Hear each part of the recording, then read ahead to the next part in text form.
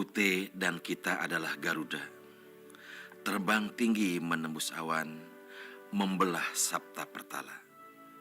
Menaburkan inspirasi, asa, dan harapan bagi segenap anak bangsa.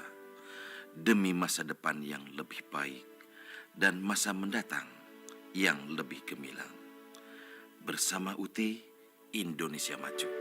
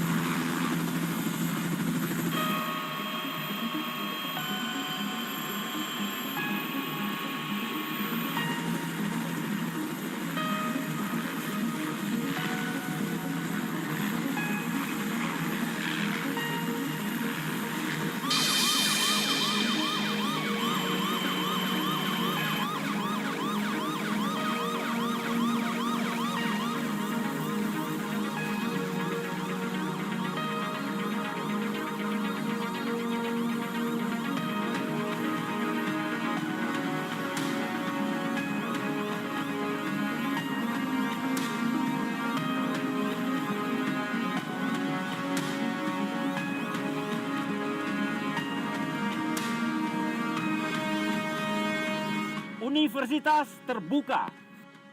Menjangkau yang tidak terjangkau.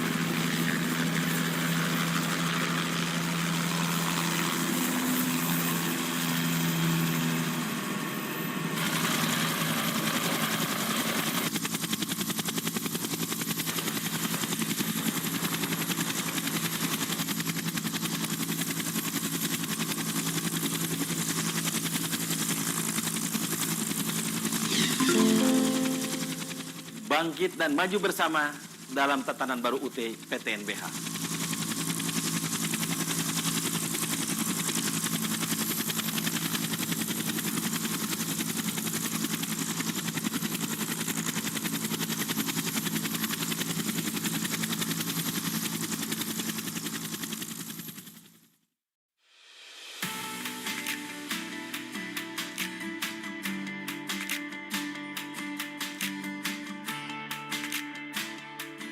Welcome to Universitas Terbuka. Universitas Terbuka, or UTE, is the 45th State University of Indonesia, launched on September 4, 1984. The head office is located at Pondok Cabe, South Tangerang, and is spread over 16 hectares. As the central university campus, Universitas Terbuka emphasizes the importance of professional concept and advanced technology, while at the same time preserving green spaces and a natural environment. As a pioneer and innovator of distance higher education, Universitas Terbuka has 39 regional offices throughout Indonesia, and one dedicated for students living overseas. The adoption of a flexible learning system allows UTE students to learn wherever they are and whenever it suits them. UTE provides learning opportunities for all individuals to higher education. Universitas Terbuka provides high-speed broadband and dedicated workstations for its staff in order to serve its students in Indonesia and across the globe.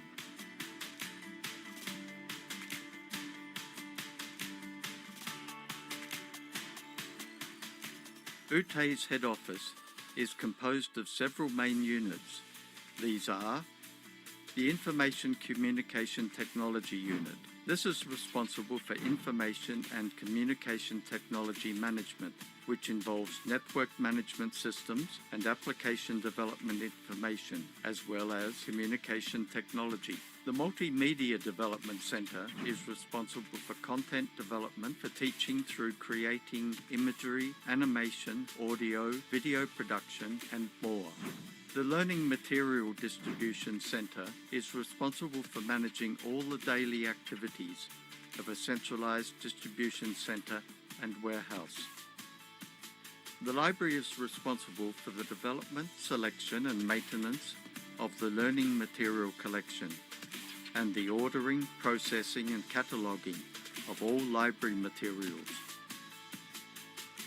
The Examination Center is responsible for the organization and administration of examinations.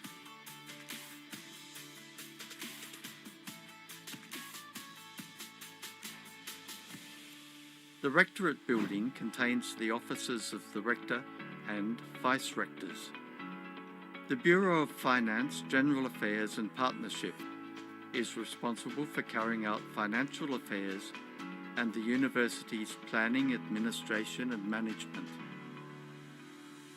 The Bureau of Student Administration and Planning takes care of academic and administrative services, including a contact center that serves the needs of students.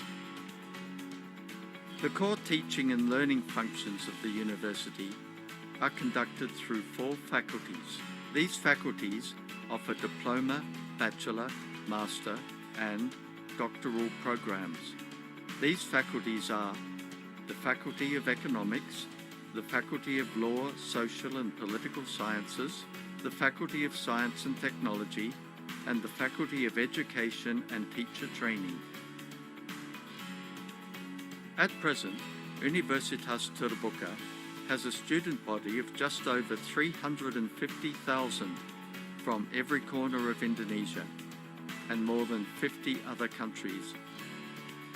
Universitas Terbuka, making higher education open to all.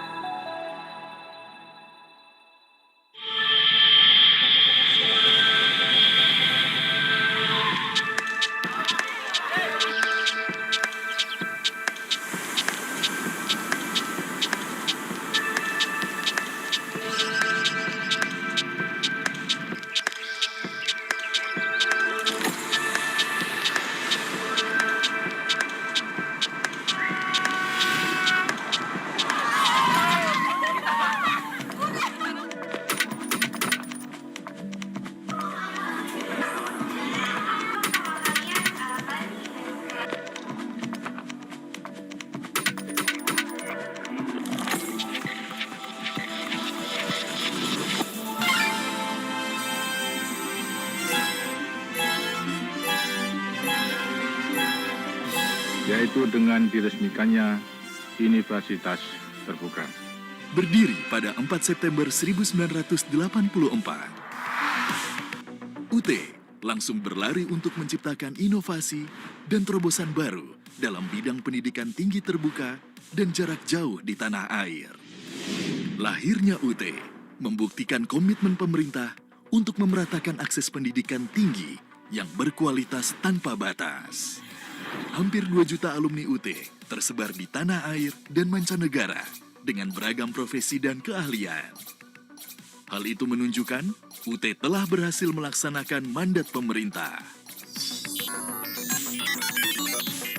Kemajuan teknologi, perubahan kebutuhan masyarakat, tuntutan pemerintah, menjadikan UT sebagai institusi pendidikan yang matang, kuat, dan visioner.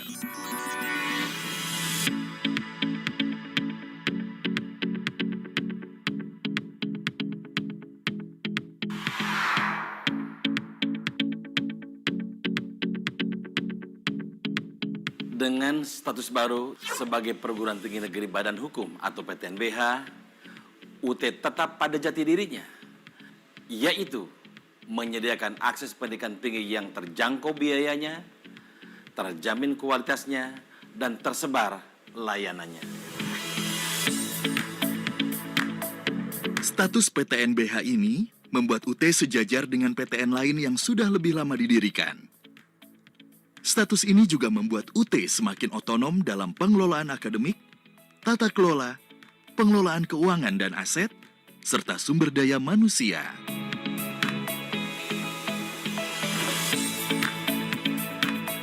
Empat 43 program pendidikan jenjang diploma, sarjana, magister, dan doktor yang ada saat ini dapat dikembangkan lebih cepat sesuai dengan permintaan dan kebutuhan masyarakat.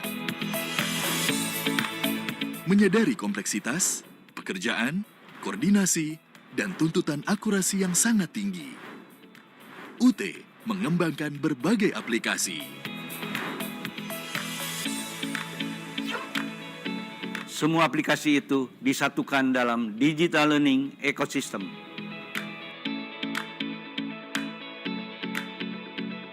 Dengan selalu mendapatkan opini audit laporan keuangan wajar tanpa pengecualian, UT senantiasa berkomitmen penuh untuk menjadi institusi pendidikan tinggi yang transparan, akuntabel, efektif, efisien, dan ekonomis.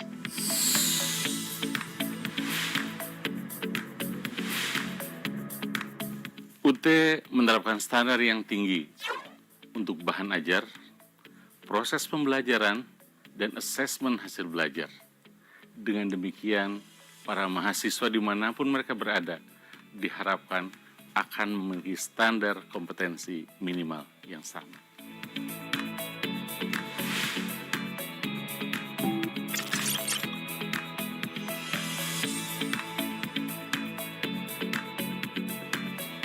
Jejaring kerjasama yang kuat membuat UT menjadi institusi yang semakin berkembang, maju, besar, dan terpercaya.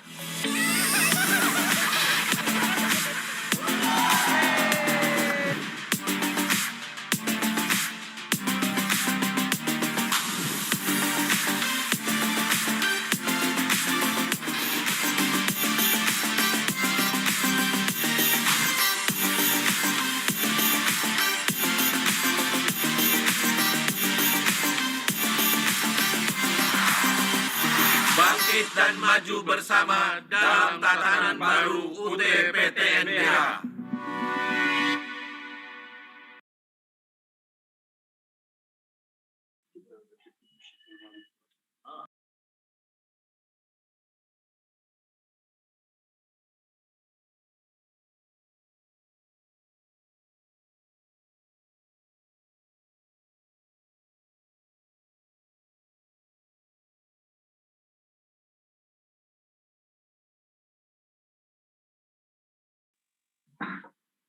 Good morning, everyone.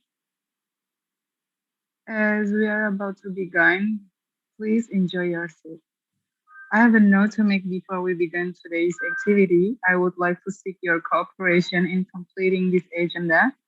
For the online participants, please change your mute mode. And then for the offline participants, kindly switch your mobile phone to silent mode to avoid interruption. Thank you for your kind cooperative and attention.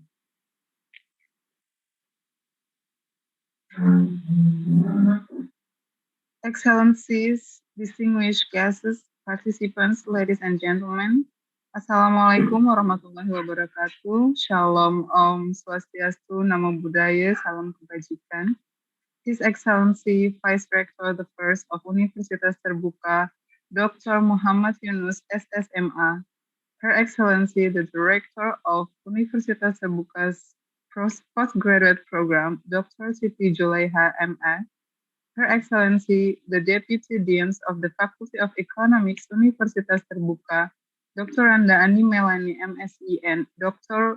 Rini Ayu, PhD, His Excellency, Honorable Guest, Professor Shahzad Uddin, PhD, respectable all participants of this visiting professor activity.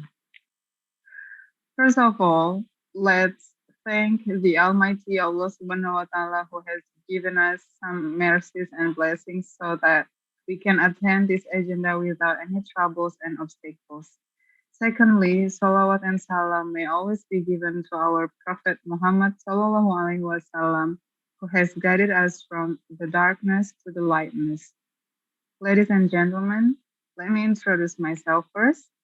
My name is Anissa Zahwa. I will be the MC and moderator of today's activities. I'm very pleased to see you here and welcome all of you to this agenda.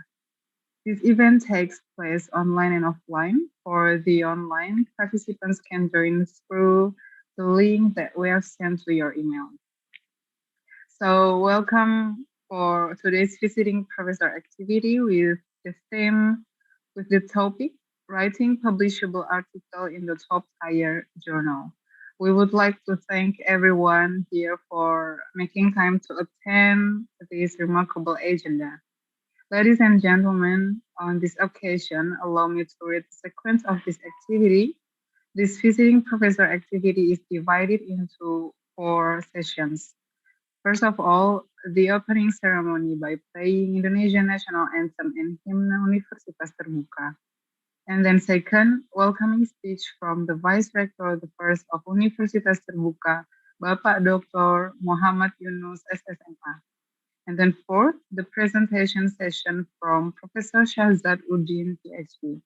And then last but not least, closing for the event and will be guided by the Director of Postgraduate Program Universitas Terbuka, Dr. Siti Julaiha, MA. Ladies and gentlemen, now we'll start the opening ceremony by playing Indonesian national anthem and will be followed by hymn. So please.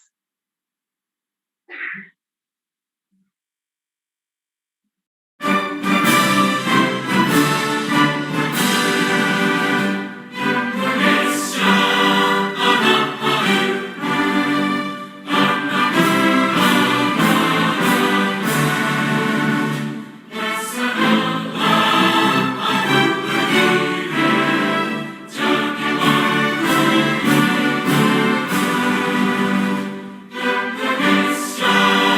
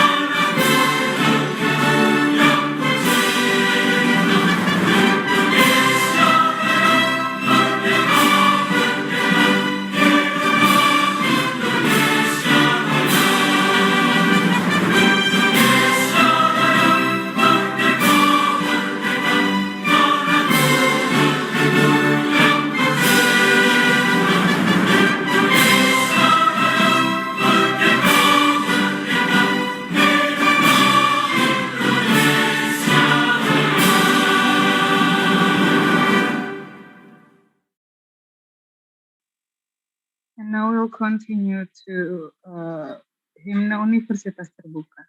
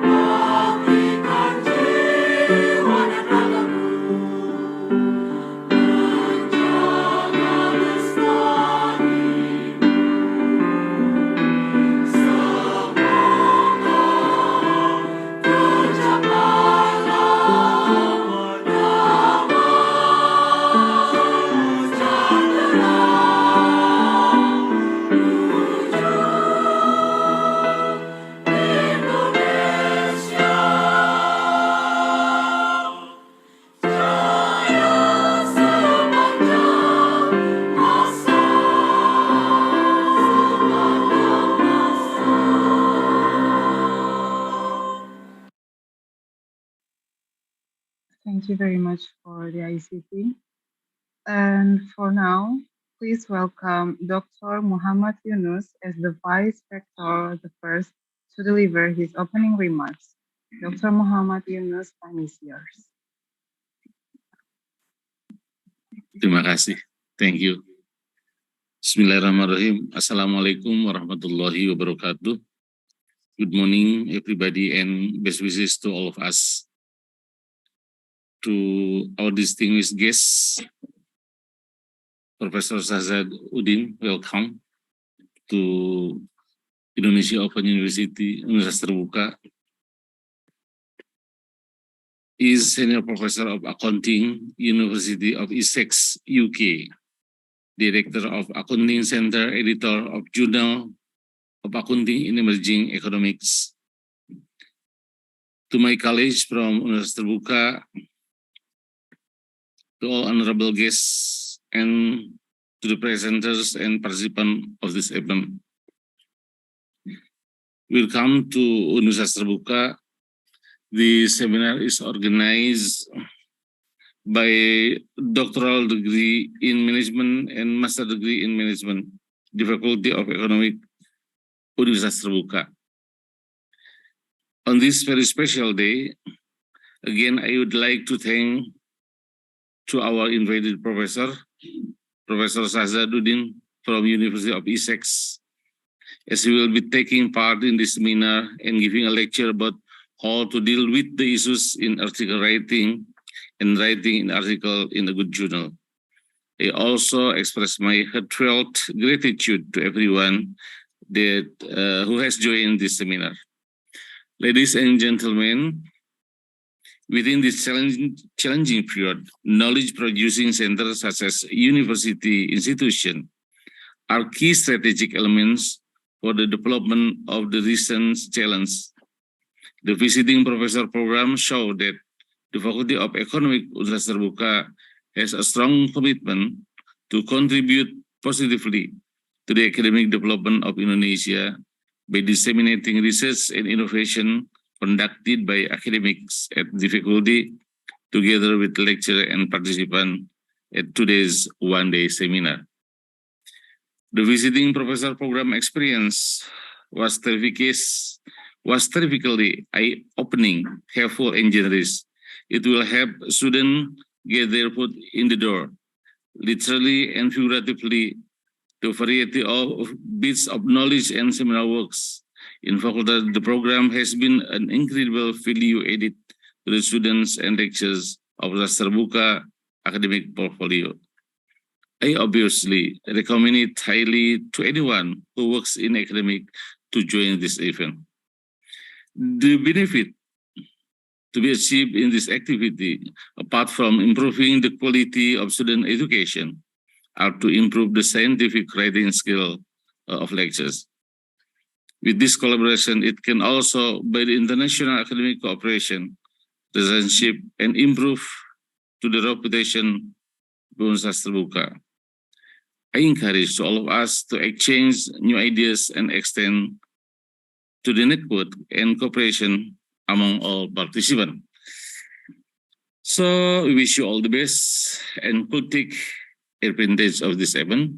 And thank you, Prof.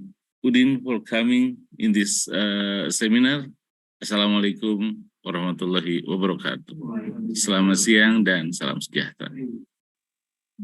Waalaikumsalam warahmatullahi wabarakatuh. Thank you very much, Dr. Muhammad Yunus, for your opening speech.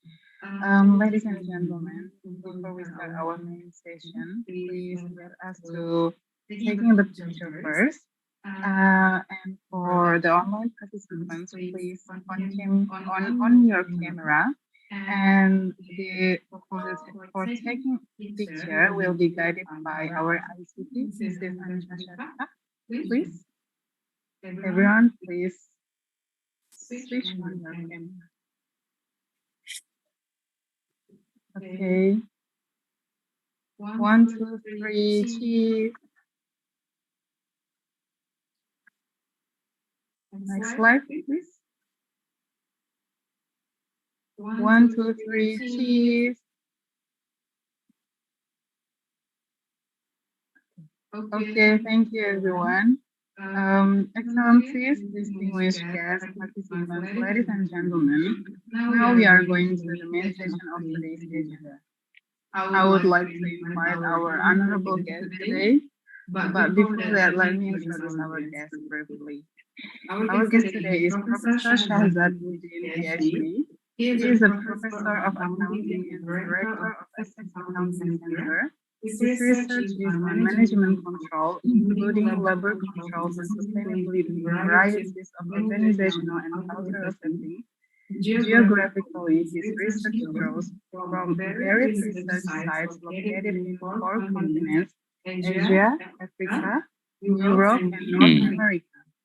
Methodologically, his research is in qualitative traditions drawing from sociology, anthropology, development economics, and philosophy.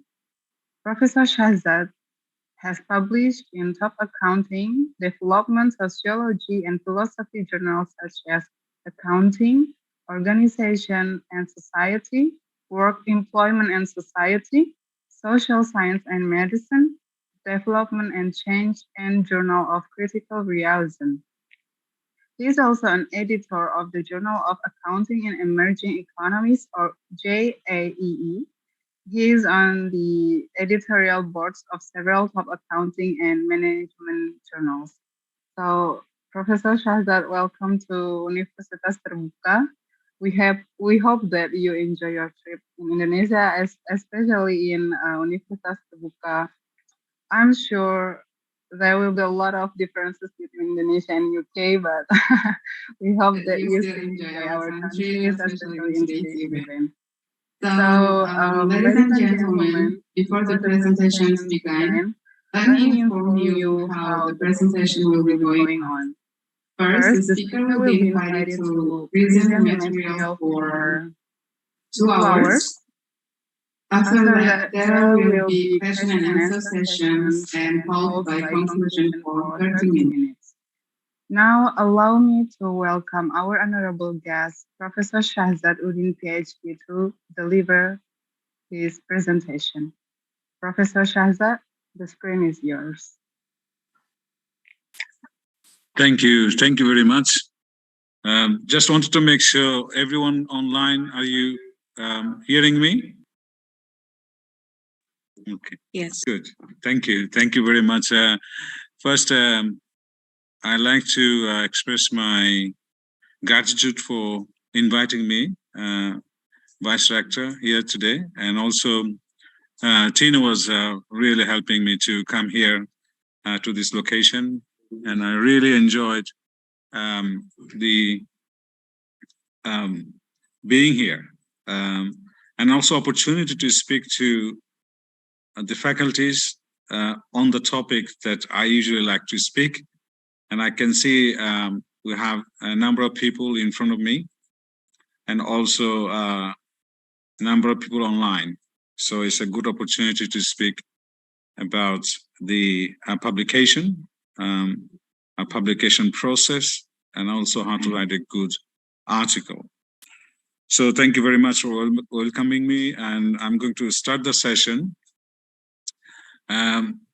Although moderator said that you can ask me a question at the end of the presentation, but if you do have any question in between, I would welcome a question.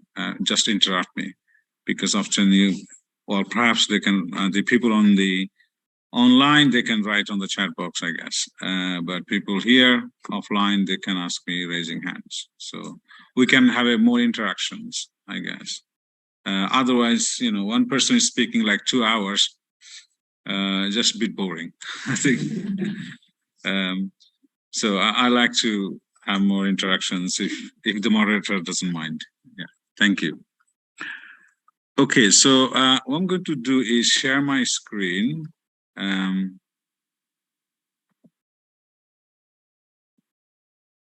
Okay, I can see. Okay, share my screen here. Share. Huh? Okay, thank you. No problem. Okay, so you can see my screen online. Yes, of course. Yes. Right. Okay. So from the top slide, you can see that the headline, Writing for Top Ranking Journal. By talking to a few people in the room, I gather that your interest is not only in accounting, but also in several disciplines, like economics, public sector, and few other disciplines. So my presentation is not just for accounting journal, but it's mainly for social science journal. I actually don't know how science journal works, but I understand how social science journals works in terms of getting it published. I published, although in social medicine, so that's not really science journal. This is more sociology of medicine. Okay, so yeah, so I'll focus on the journal generally, not just accounting. However, being an editor of a journal, I like to introduce my journal. I think this is my in a sense, the duty to sort of get this journal across the world, because this journal called Journal of Accounting and Emerging Economy. And this is the only journal in the world that publishes on emerging economy, and I'm guessing Indonesia is emerging economy, so it might be interesting for you. And we are not just focusing on accounting as such. So as long as your articles in line with, say, for example, accounting and development or any other social policy, if you connect with accounting, that we will be interested in to publish it. Okay, so let me go to the next slide if I can. How to move it. I'm pressing all the buttons. Which now? Yes. Like this, right? Okay, Yeah. This one. Sorry, thank you. Right. So the presentation would be structured in 4 parts. First part, I'll introduce the journal a bit. I'll then talk about structure of a good paper. Basically, how an article, a good article can be written. So that's the focus on the second part. Then third part is how to write it. One is that what is expected of it, of a good article, then giving some writing tips to avoid desk rejected. I'm guessing you're academic and trying to submit in a top journal, perhaps got desk rejected a couple of times. So I'm here to make sure that you guys don't get desk rejected. So I'll give you some writing tips so that at least you're in the process for longer rather than getting desk rejected. And then once you got through the process, the second part of this publication is that how you handle the reviews. Because when reviewer give you comments, it's quite an important part of the process. So this is the 4 parts that I'm going to talk about. Everything okay here? Okay, so I'm just hearing that somebody looking at behind. I don't know what is going on here. Right, my screen is fine. Okay, so the journal first. This was launched in 2010. And as I said, it's on emerging economy. How we define emerging economy? So we take without saying what included in emerging economy, we decided what excluded. So rest of it is emerging economy for us. What is excluded is Western European countries and Anglo-American countries. So Eastern European countries will be included, including Russia. So we are publishing papers from Eastern European countries, Africa, Latin America, and also Asia, so all other continents. So except Western European countries and Anglo-American countries. It doesn't stop people from Western Europe to submit to our journal and they get desk rejected because that's not our scope.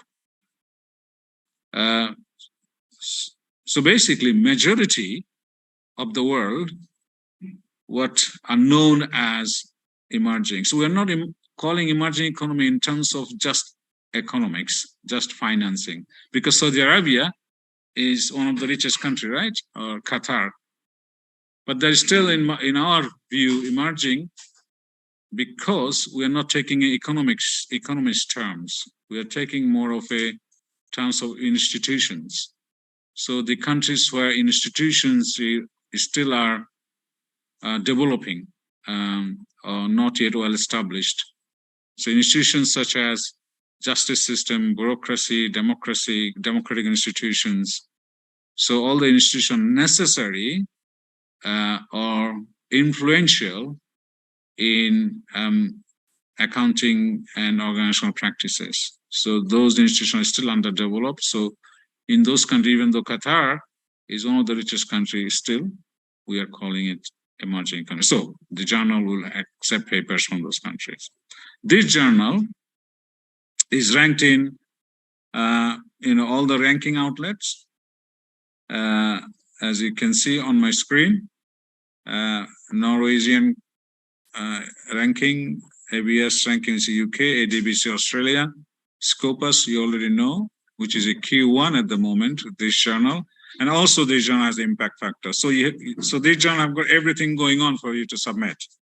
So my job is today not to just receive submission, but receive a quality submission from the authors, so that we don't have to desk reject. At the moment in our journal, I desk reject 50% of the papers I receive. And every day I desk reject one paper. So that's not a good thing. Don't want to do that. So we need to improve our submission. And so that's the purpose of this session today, how to not to desk reject, how to write a good articles.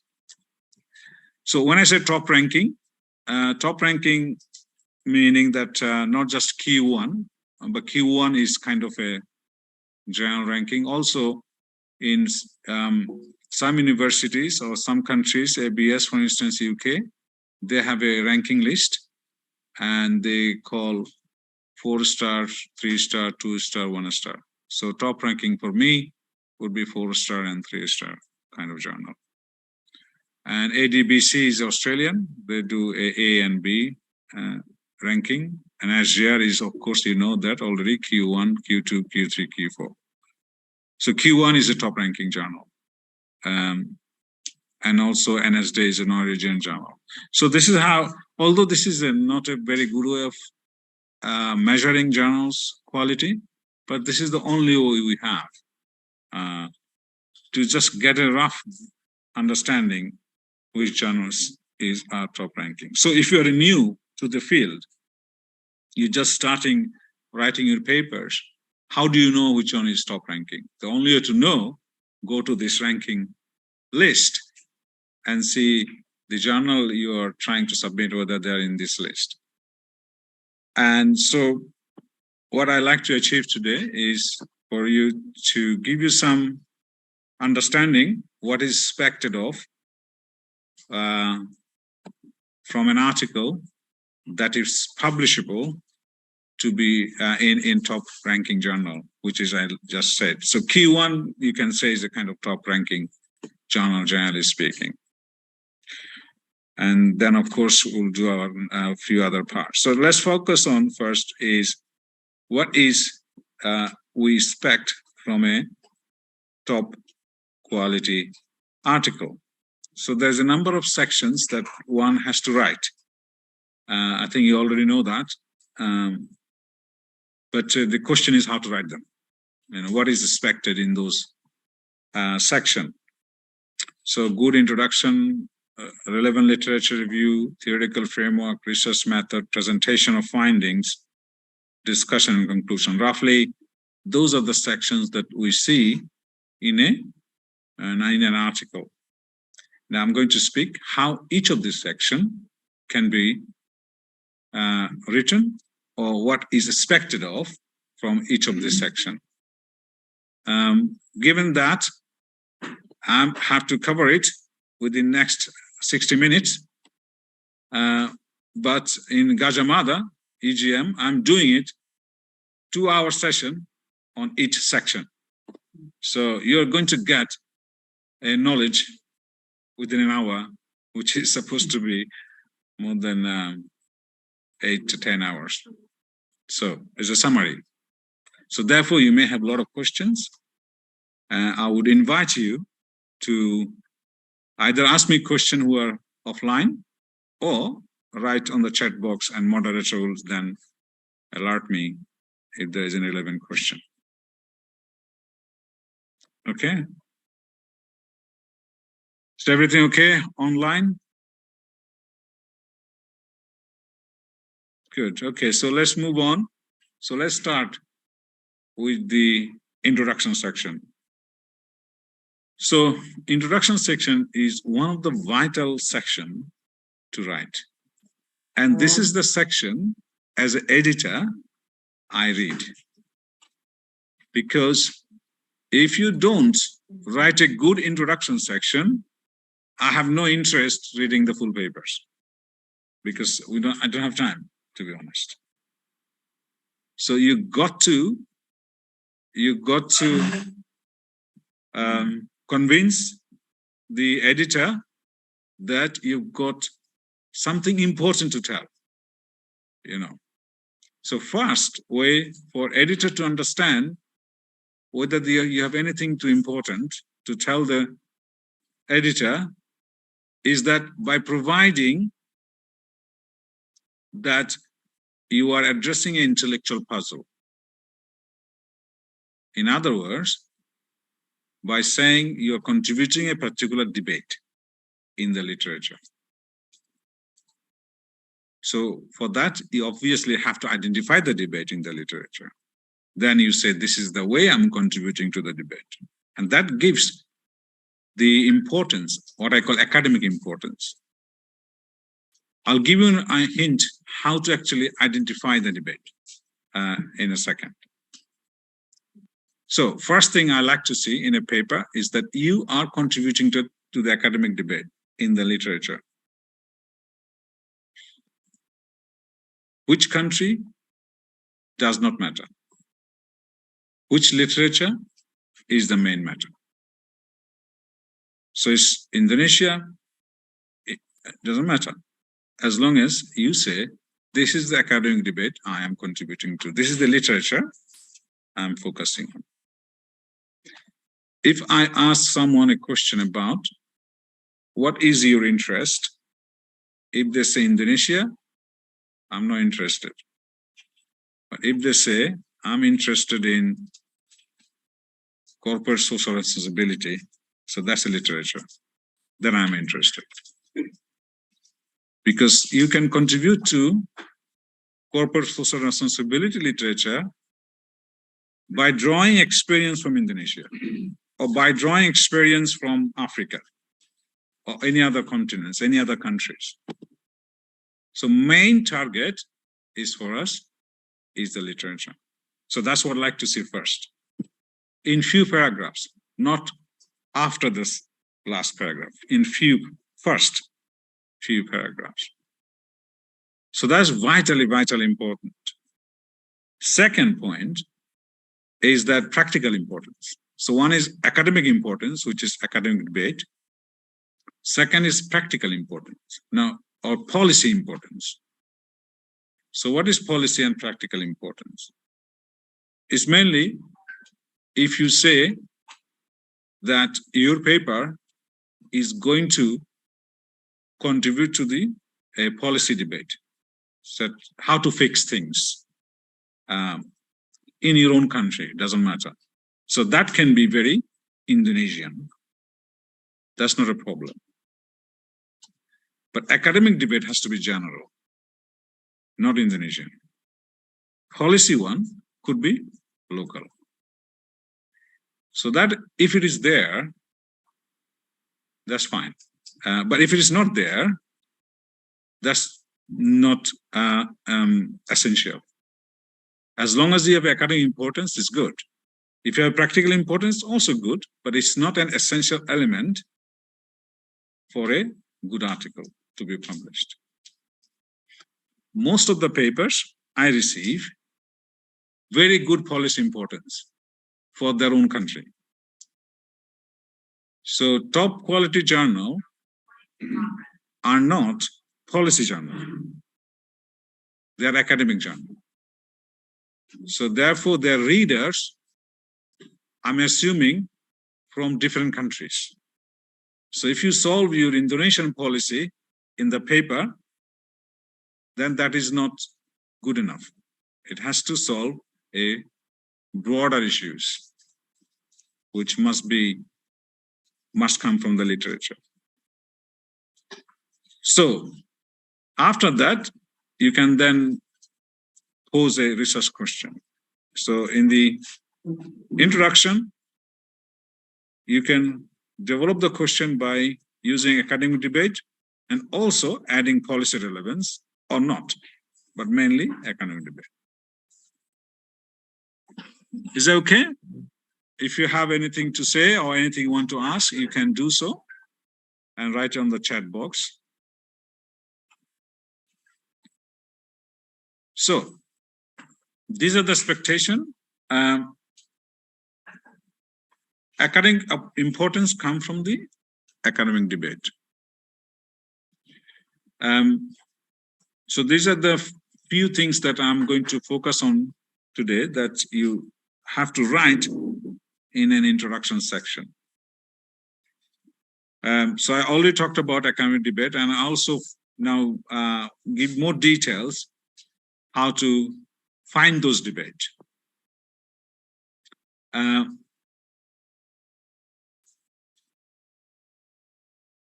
So if you focus on a particular literature, how you actually find the debate in the literature? You know, this is a question often being asked. How do we know this debate is going on? This is my favorite example I usually give to my audience. So this is an experience that I share, the way that I come up with the question and the debate.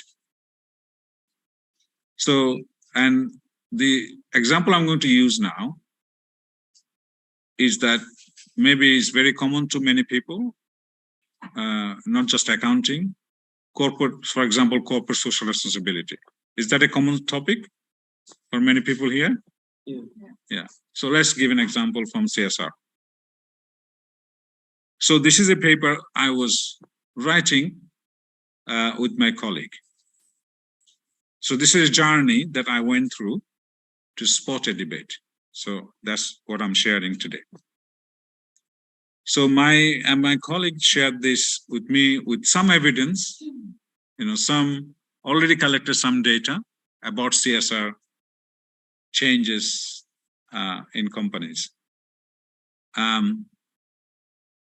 But their paper got just rejected. So hence they came to me. And I read the paper. Of course, there is no academic debate. It's about story of CSR practices in Bangladesh. So that's a descriptive story of how banks changes CSR practices over the years. So that's a descriptive account they provided me. But there is no academic debate.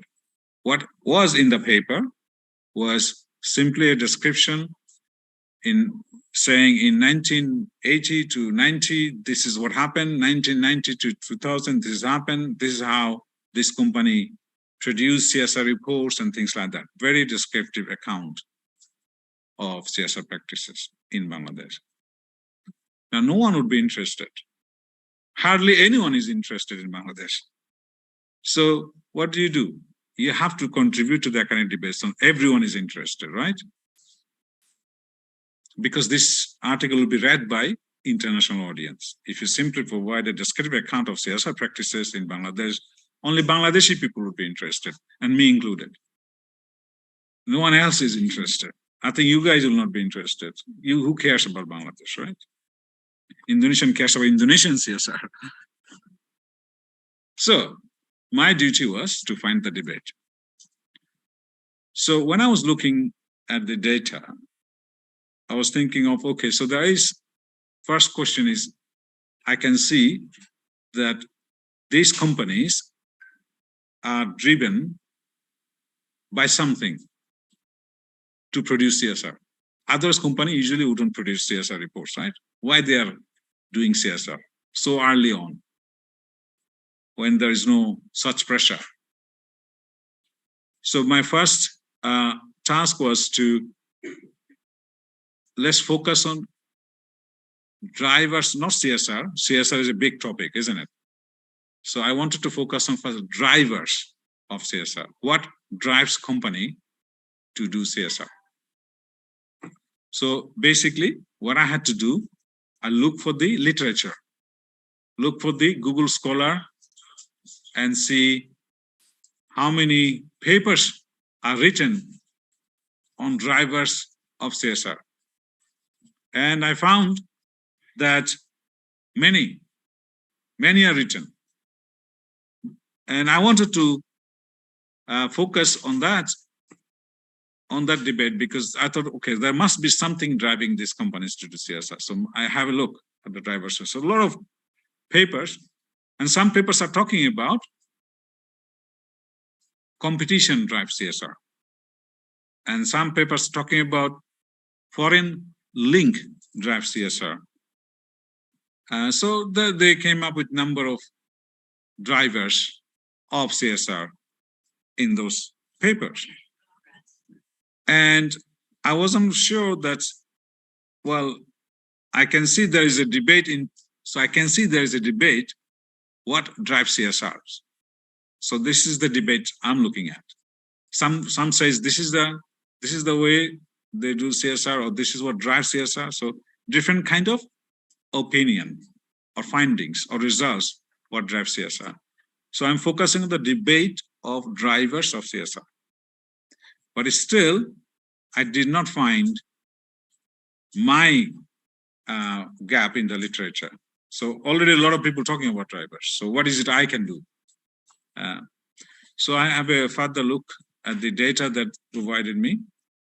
And what I realized that this paper actually is about not just drivers, it's also changes.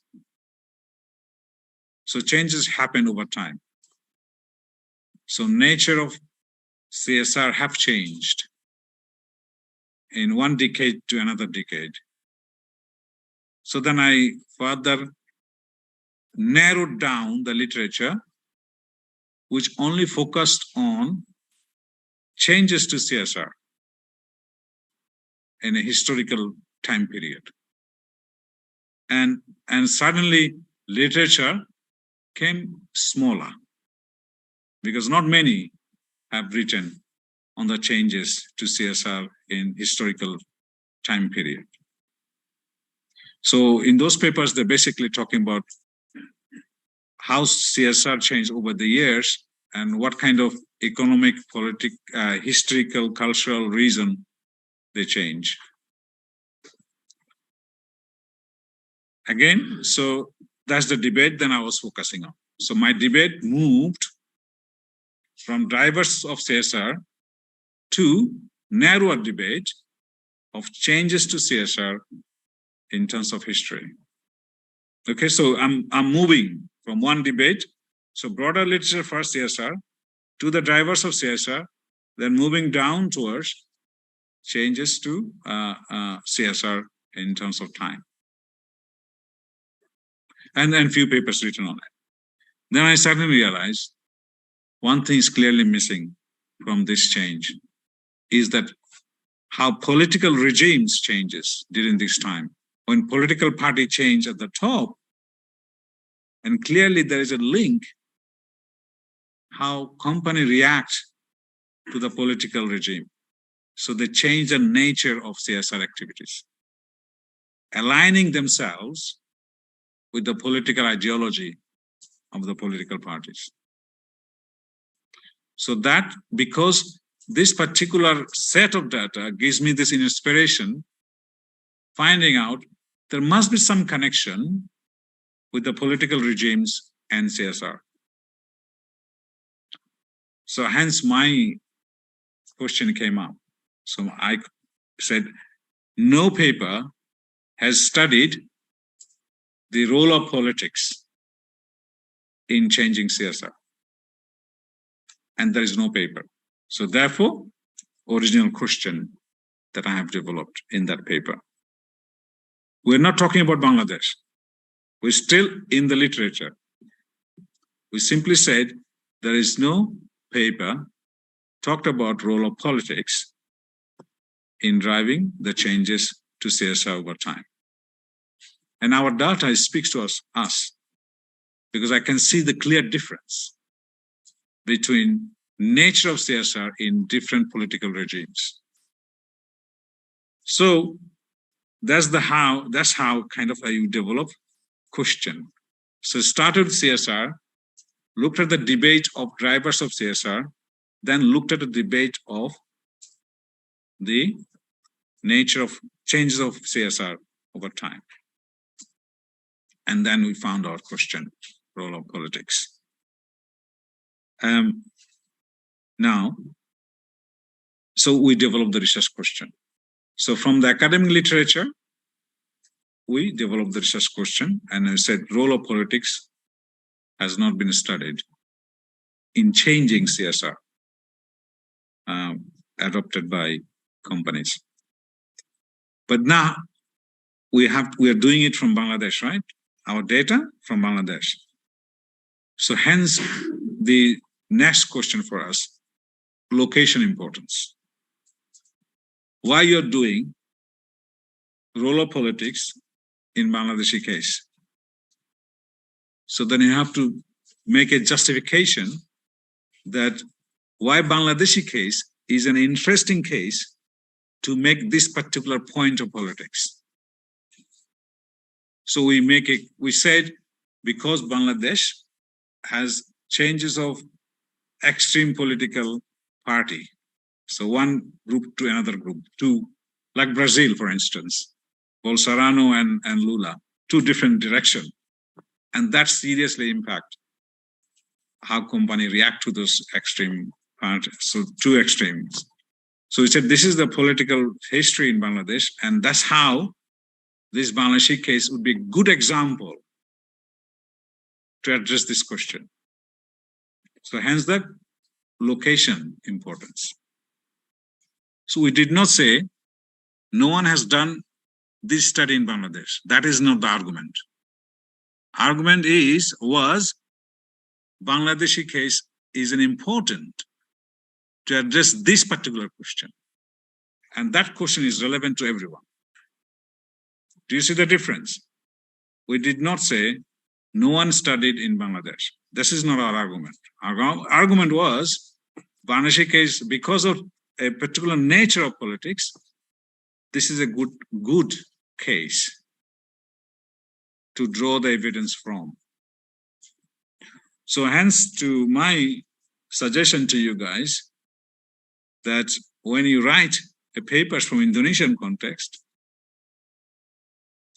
do not say no studies has been done in Indonesia, because we're not interested in particularly Indonesia, but we're interested in how Indonesian experience would be in a unique context to address this particular question. So that's exactly what we want. So in fact, you using your context to your advantage, because I'm sure Indonesia has some unique experiences, unique situation, which can be used to enrich the knowledge in the literature, whatever the literature you're targeting to.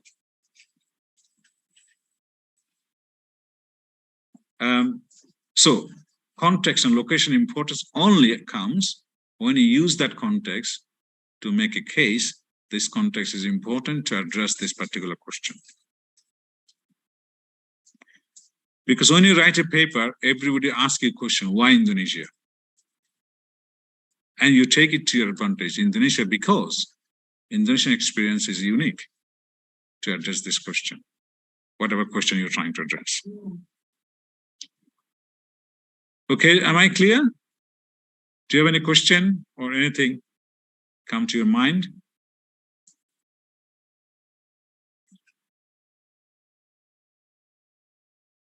Yeah. So we've got a question here. Yeah. My name is Nihan. From Tourism Department. As a maybe simple or silly question. Ask me a silly question. With your with that in mind, is it am I doing a wrong thing when I study with Indonesian data for Indonesian people, not in the contextual for the international knowledge or society? Will it be contributed to knowledge, or will it not be contributed to the knowledge for international society? If I'm as an Indonesian, the data is Indonesian and the context Indonesian. What do you think? Yeah, so that's exactly the point I was trying to make the last 10 minutes. Yes, Indonesian case would be important and can contribute to the knowledge of the literature if you justify this question can only be addressed or can be addressed from Indonesian experience. So I think I pointed out earlier that role of politics in CSR, right? So we said Bangladeshi case is in a unique position to address this question. So if you set out question like that and use Indonesia as your experience, of course. So it's not about that you cannot do Indonesian case and publish in a top journal and everybody would be interested. As long as I said, if you set a question, general question like that, which would be, so you can say Indonesian case is a good case for us to address this question. Then yes. if you say, no, this is, if you don't identify the broader gap in the literature, or gap in the literature I just described, then no case would be, not just Indonesia. Then only then you'd be, only Indonesian people would be interested. In that case, only local journal would publish that. So your paper has to address a general question in the literature. And data can come from, of course, from Indonesia. So do you have any question in mind that you're thinking of when that you're thinking that Indonesian case, question must be general, case can be Indonesian. It cannot be Indonesian question. You see, there's a difference. Okay. Any other question? Thank you, Mr. Nihan. Yeah, okay. For everyone who wants to ask Professor Shahzad, please really, we have one questioner from the offline. And then we have one question. Oh, someone raised hand, Professor, in online, but please, Mrs. Ayu, to ask a question for Professor Shahzad.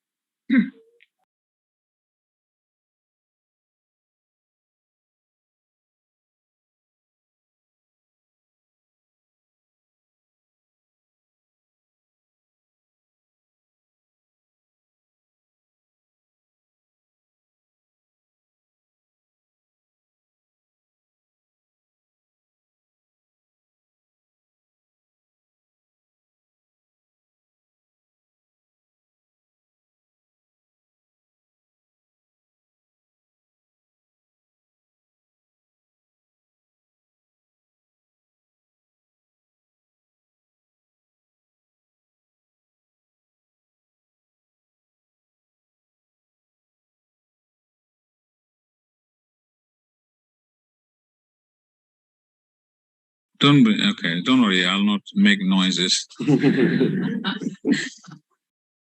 Okay, so the gap in the literature comes from the academic debate.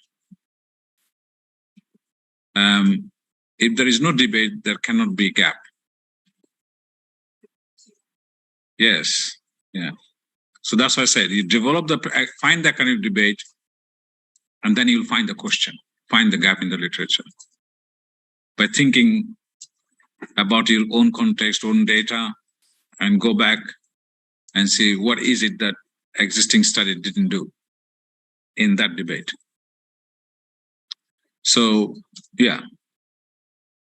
This is one of the most important parts of any introduction section, that pointing out this particular academic debate.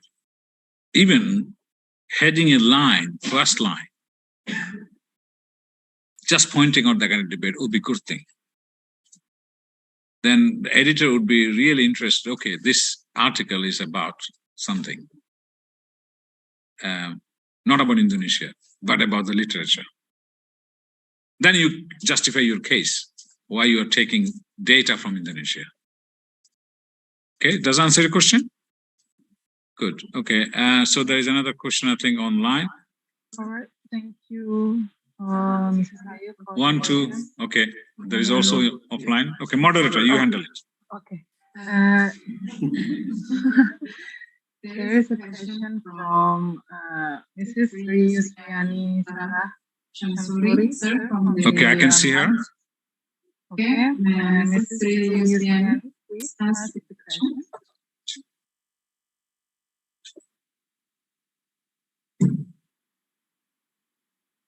Oh, it's muted. Sorry, please. Mrs. Sri Yusriani.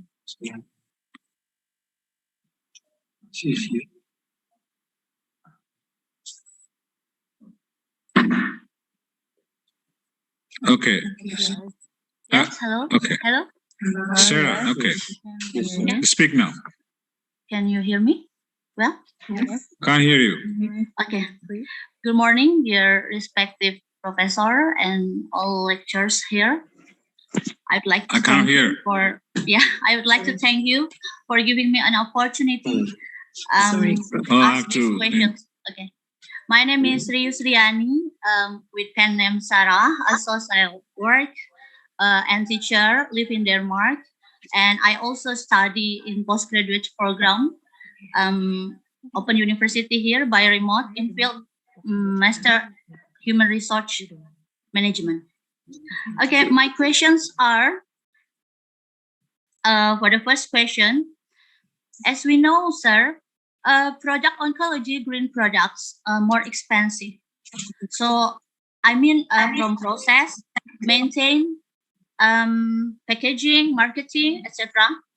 So, in this case, as ordinary customers, we often don't really care much about the product we consume.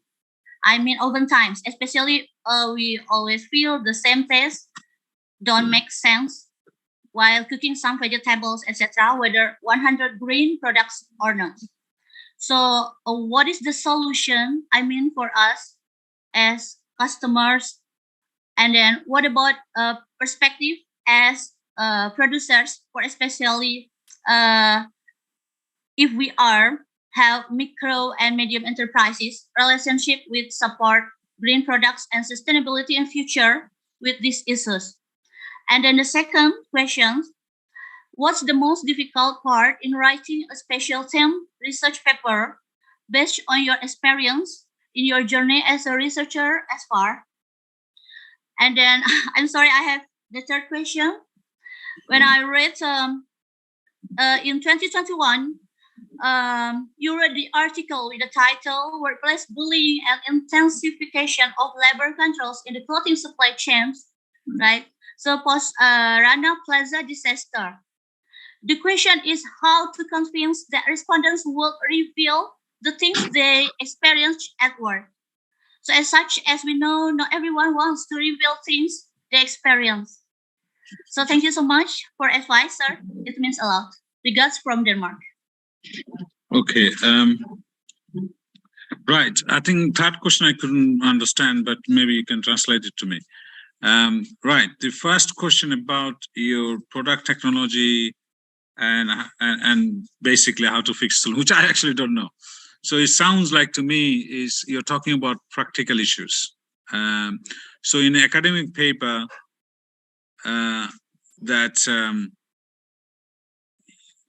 they will not be interested in your practical issues. The only policy journal would be interested in how to solve the practical issues. So therefore, I cannot help you on that one. I'm only focusing on how to write an article to the top journal. And your second question was interesting. You said, what is the most important part of writing a research paper? And I think I've been telling from the first slide, this is that you have to contribute to the academic debate of the literature. Whatever literature is, that is, if you're interested in product technology literature or any other technology literature, just try to find the academic debate within that literature. And then how your experience can contribute to that debate would be an interesting paper for everyone. So focus on the academic literature on technology and find the question that you wanted to address. So that would be the main thing that you have to sort of do for a research paper. What is the third question? I actually don't understand that question. Okay, you can come back to that third question later. Perhaps I can see a few other questions right here.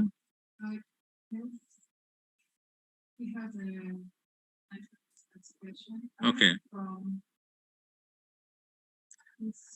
And you're only allowed one question, not three questions.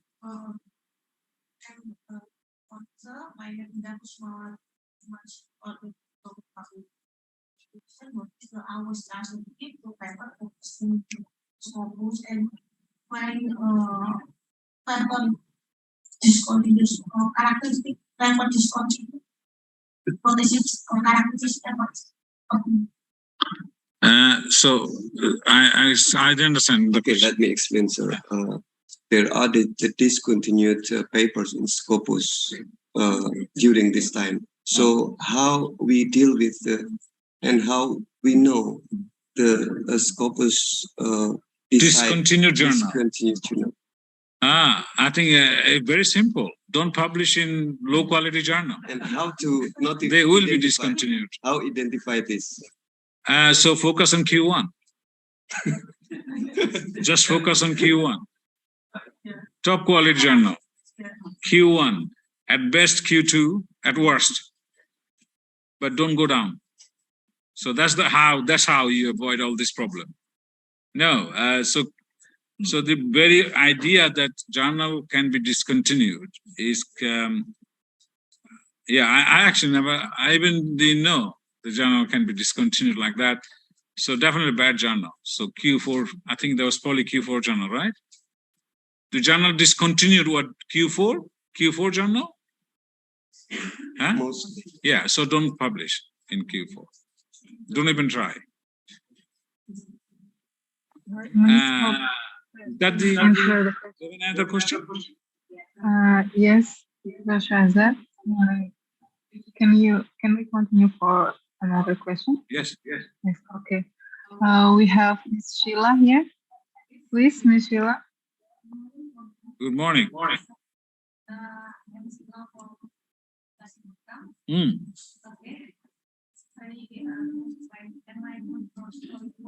From you, I want to ask something about sample. That in Indonesia have many one journal have blood sample,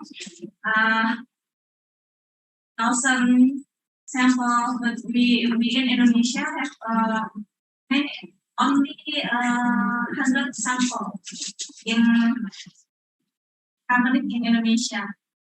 When we bring the Indonesian content, is it okay with small sample, or we have to find another sample from another country, or it is just enough in the Indonesian?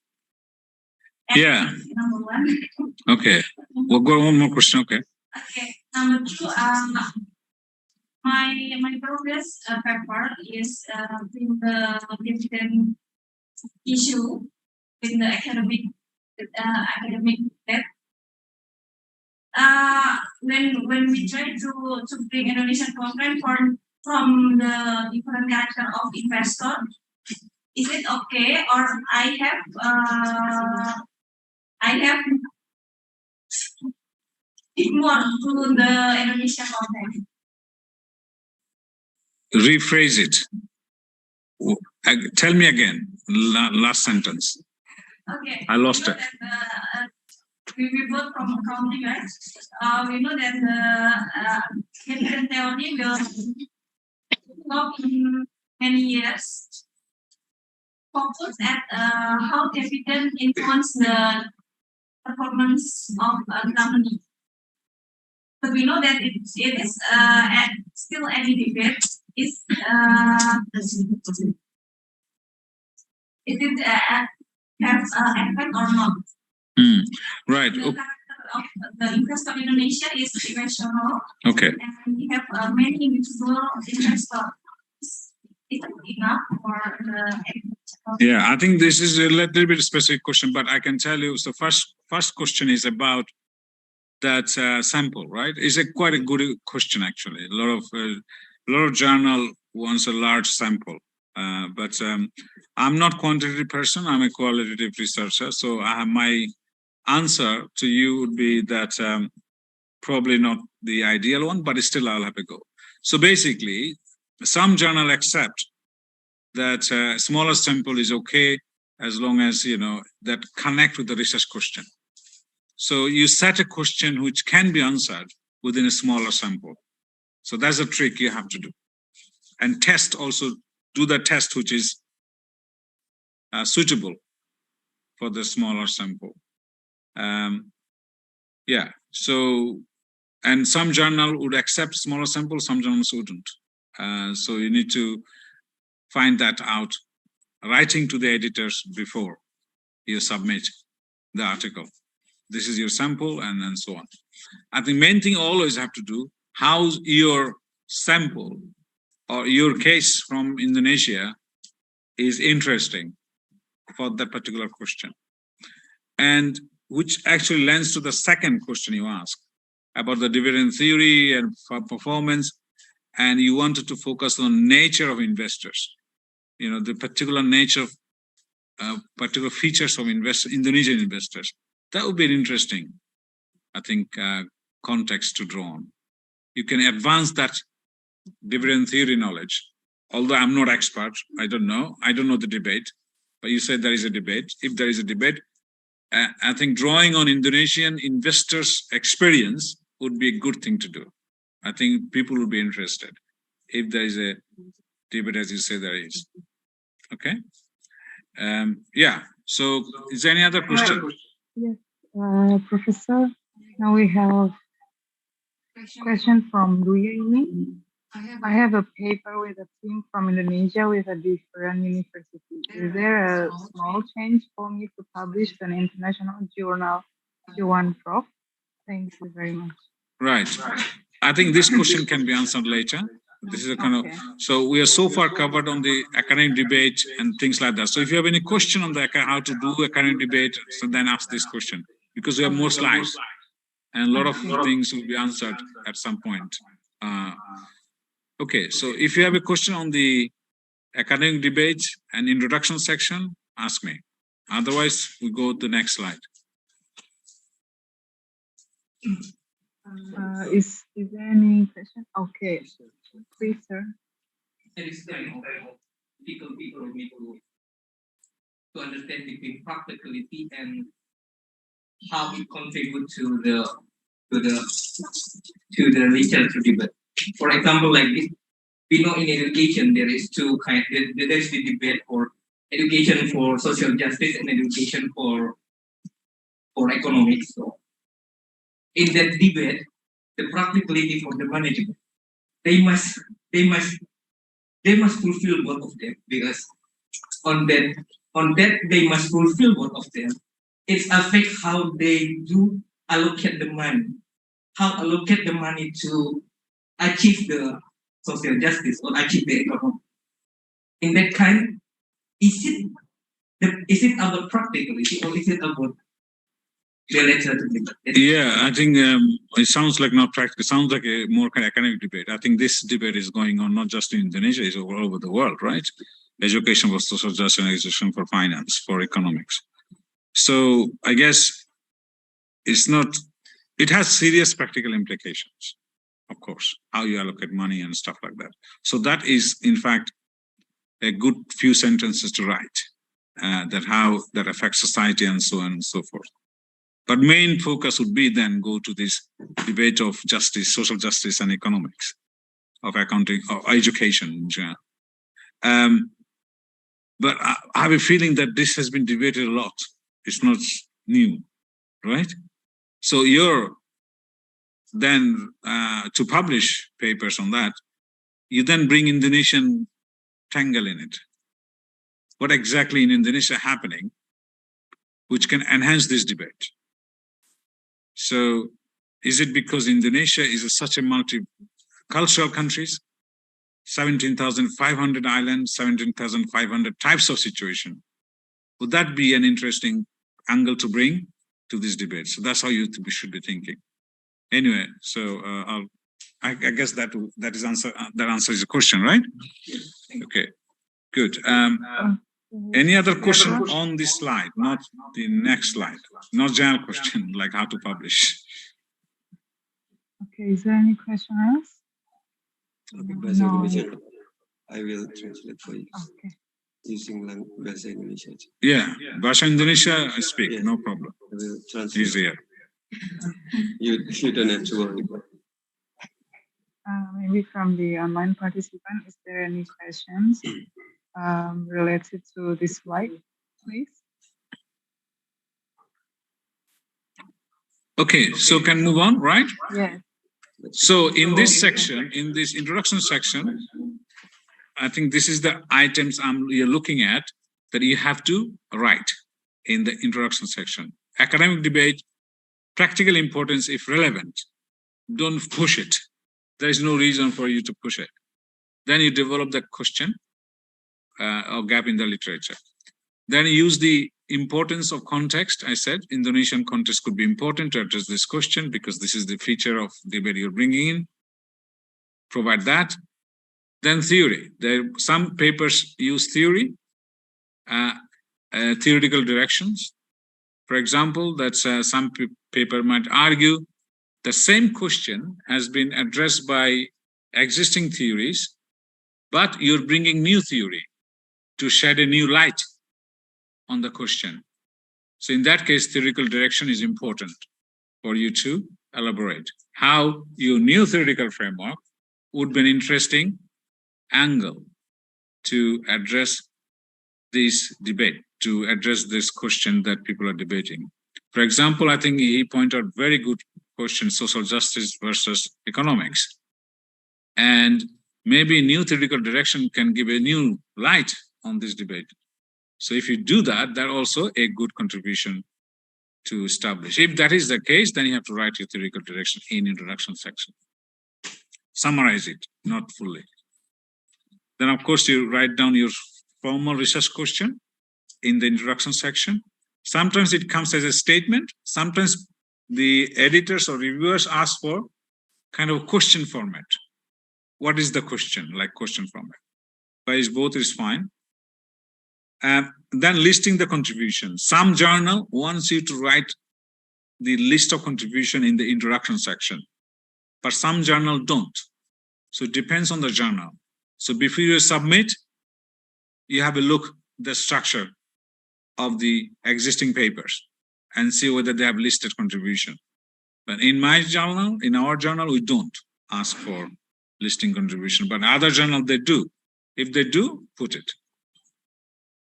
And then you write your plan for the paper. So introduction section is first academic debate, practical importance if it's there, then you problematize or establish the gap. And location important is very important to justify your research question. And theoretical direction is important if it is angle you're taking, then you pose the research question. So introduction section is around about, some cases 1,000 words, 500 words. So this is all you have to do in a very small space. So you have to be careful how you write them. Okay, so this is all on this section.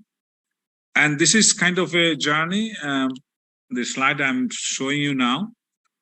Academic debate coming from where? From the literature, not from the context.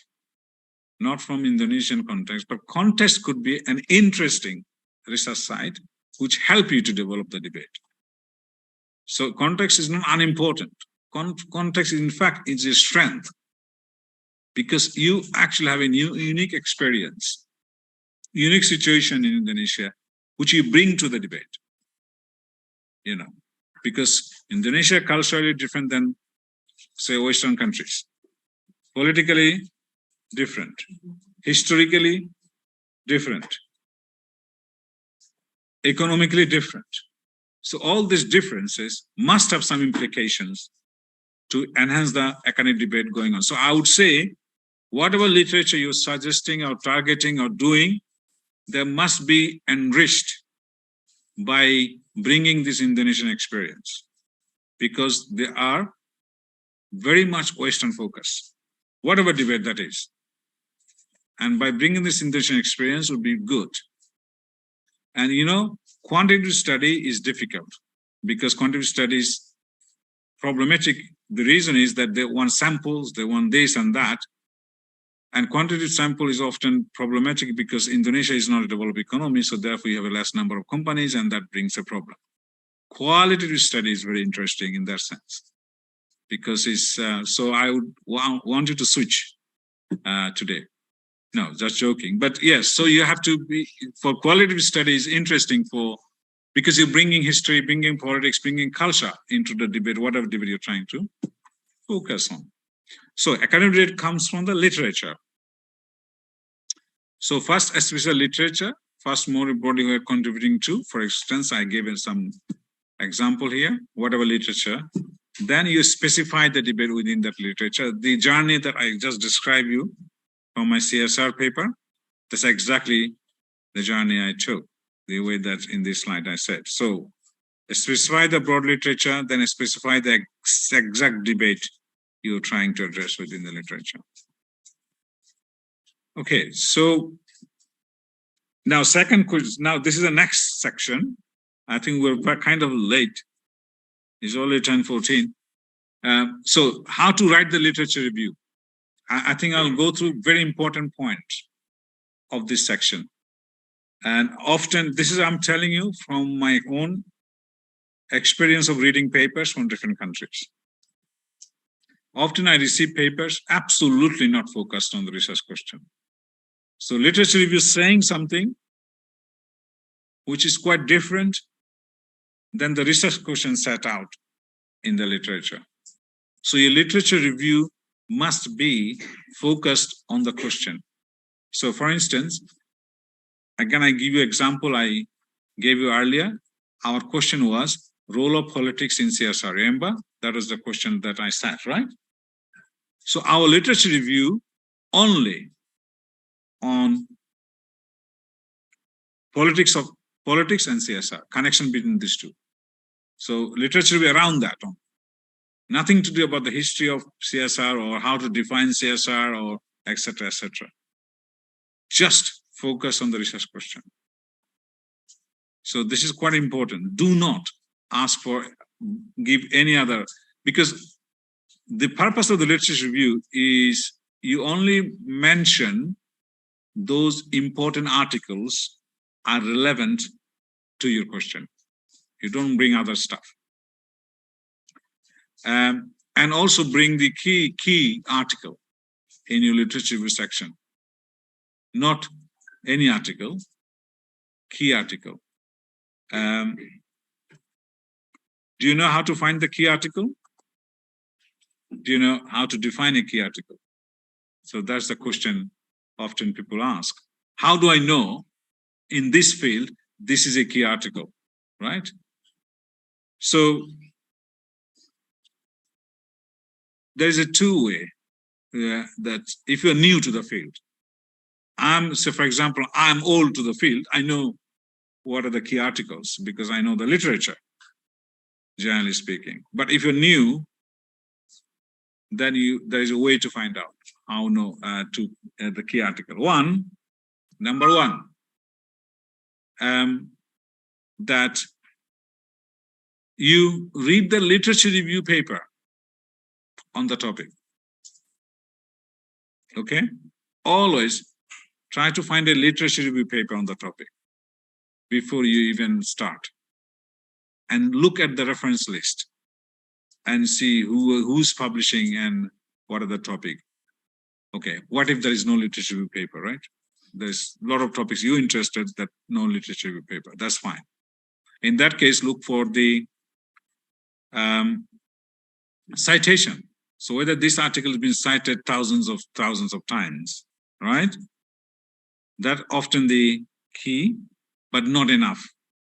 Because often bad articles cited many times, right? Because they're bad. So that's not good.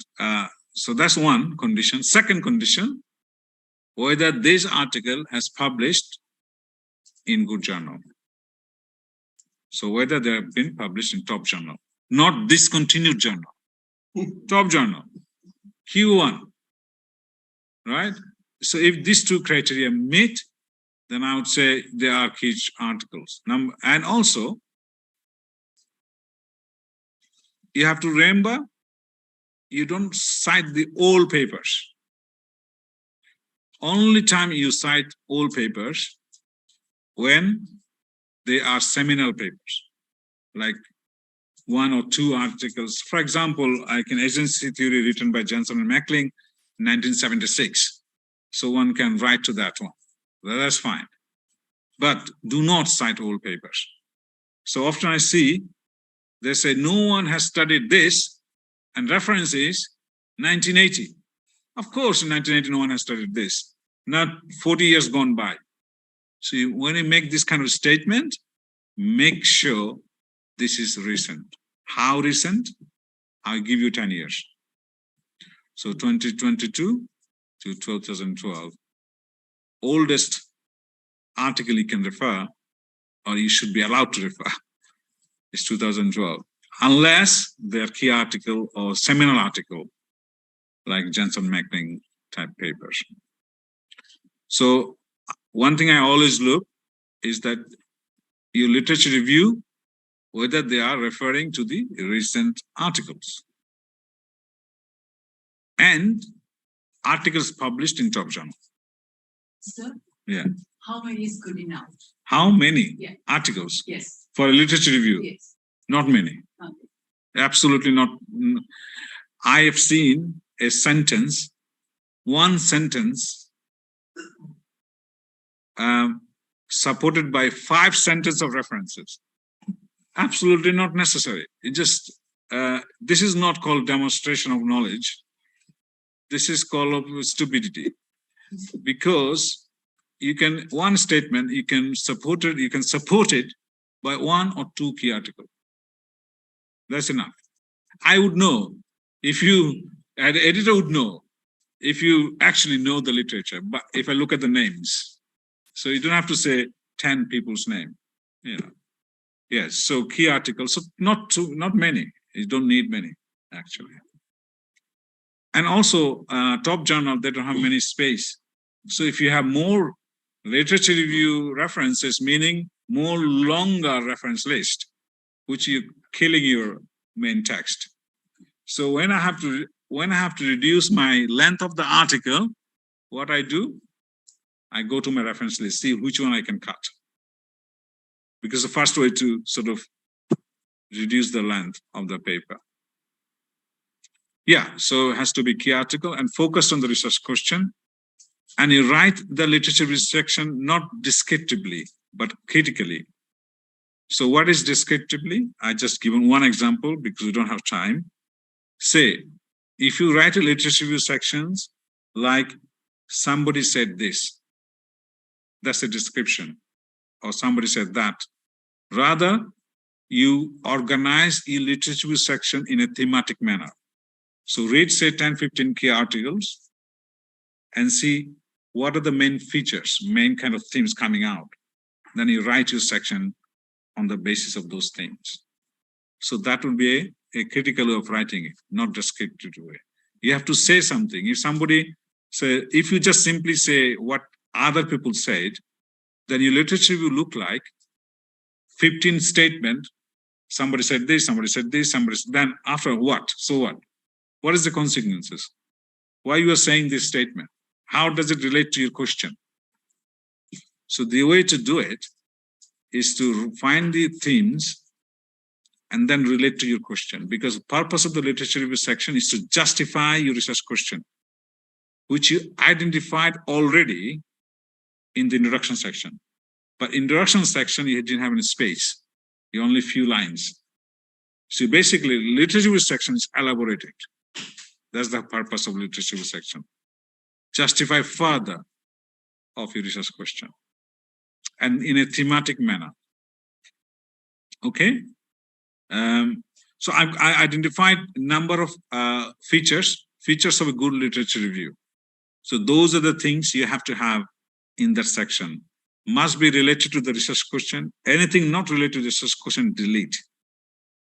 Identify key issues within the literature, which is by reading 10, 15 articles, you try to understand what actually the key themes that are going on, because some of those things that said by many people.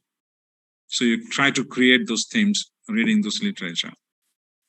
Demonstrating knowledge of the topic by not adding more references, but only referring to key articles that is published in top journal. Not Q4, not Q3, not Q2, Q1. Demonstrate your knowledge of the topic by doing that. Highlight conflicting evidence is very important for quantitative studies. I think they have to say these are the, so that's a debate. Basically highlighting conflicting evidence, meaning you're identifying the debate.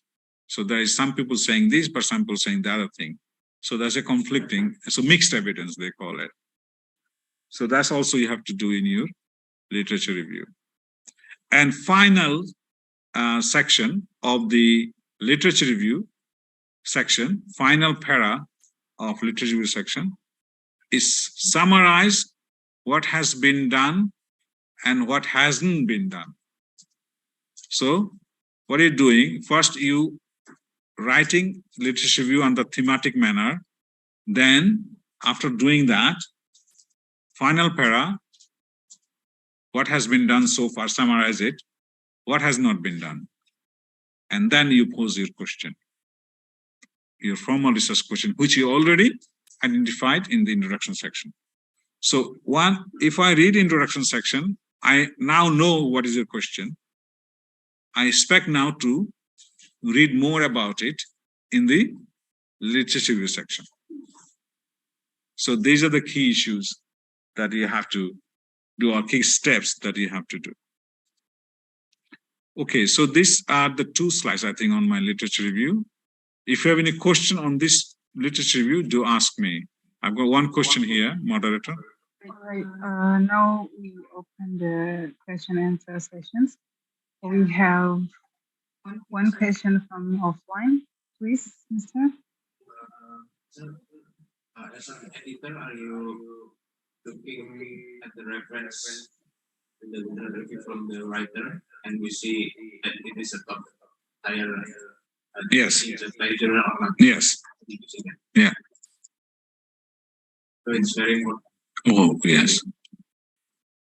Because I don't know. Your journal, if you refer to Q4, they could be discontinued. Today, I just learned today. I actually didn't know. That's why I didn't understand even question. Yeah, it's a new knowledge for me. Thank you. Yeah, so yes, answer is yes. Okay, Professor, we have one question from the chat box. Okay. From IBC Sabrina.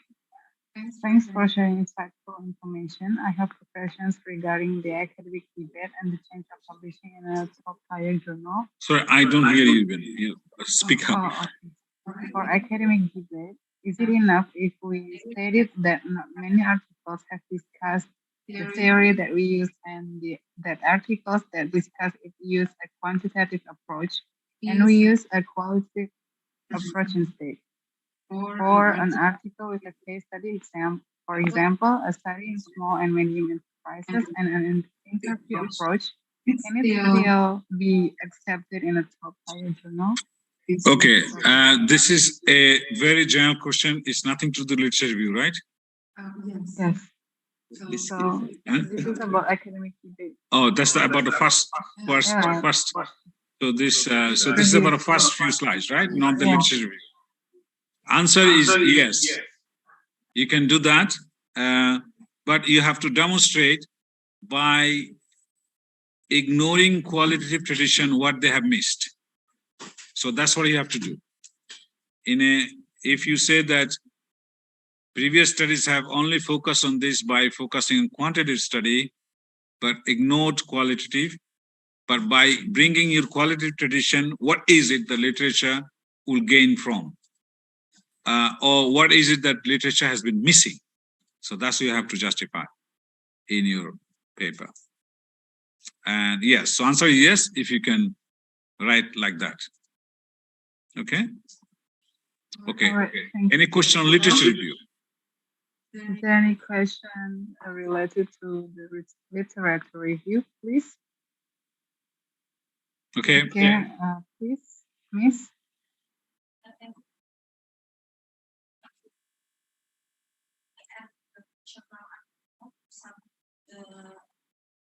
Motivation in Indonesia context.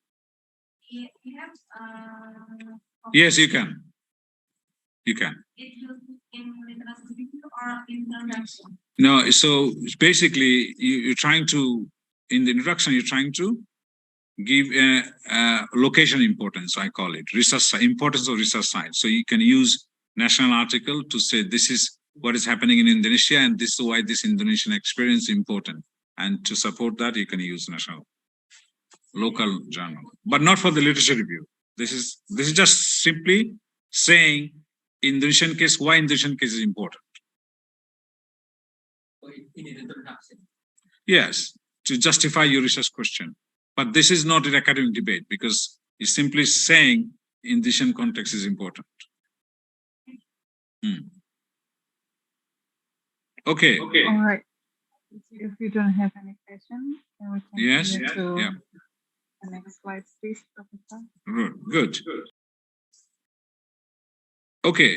This another section is called theoretical framework. This section is not mandatory. Not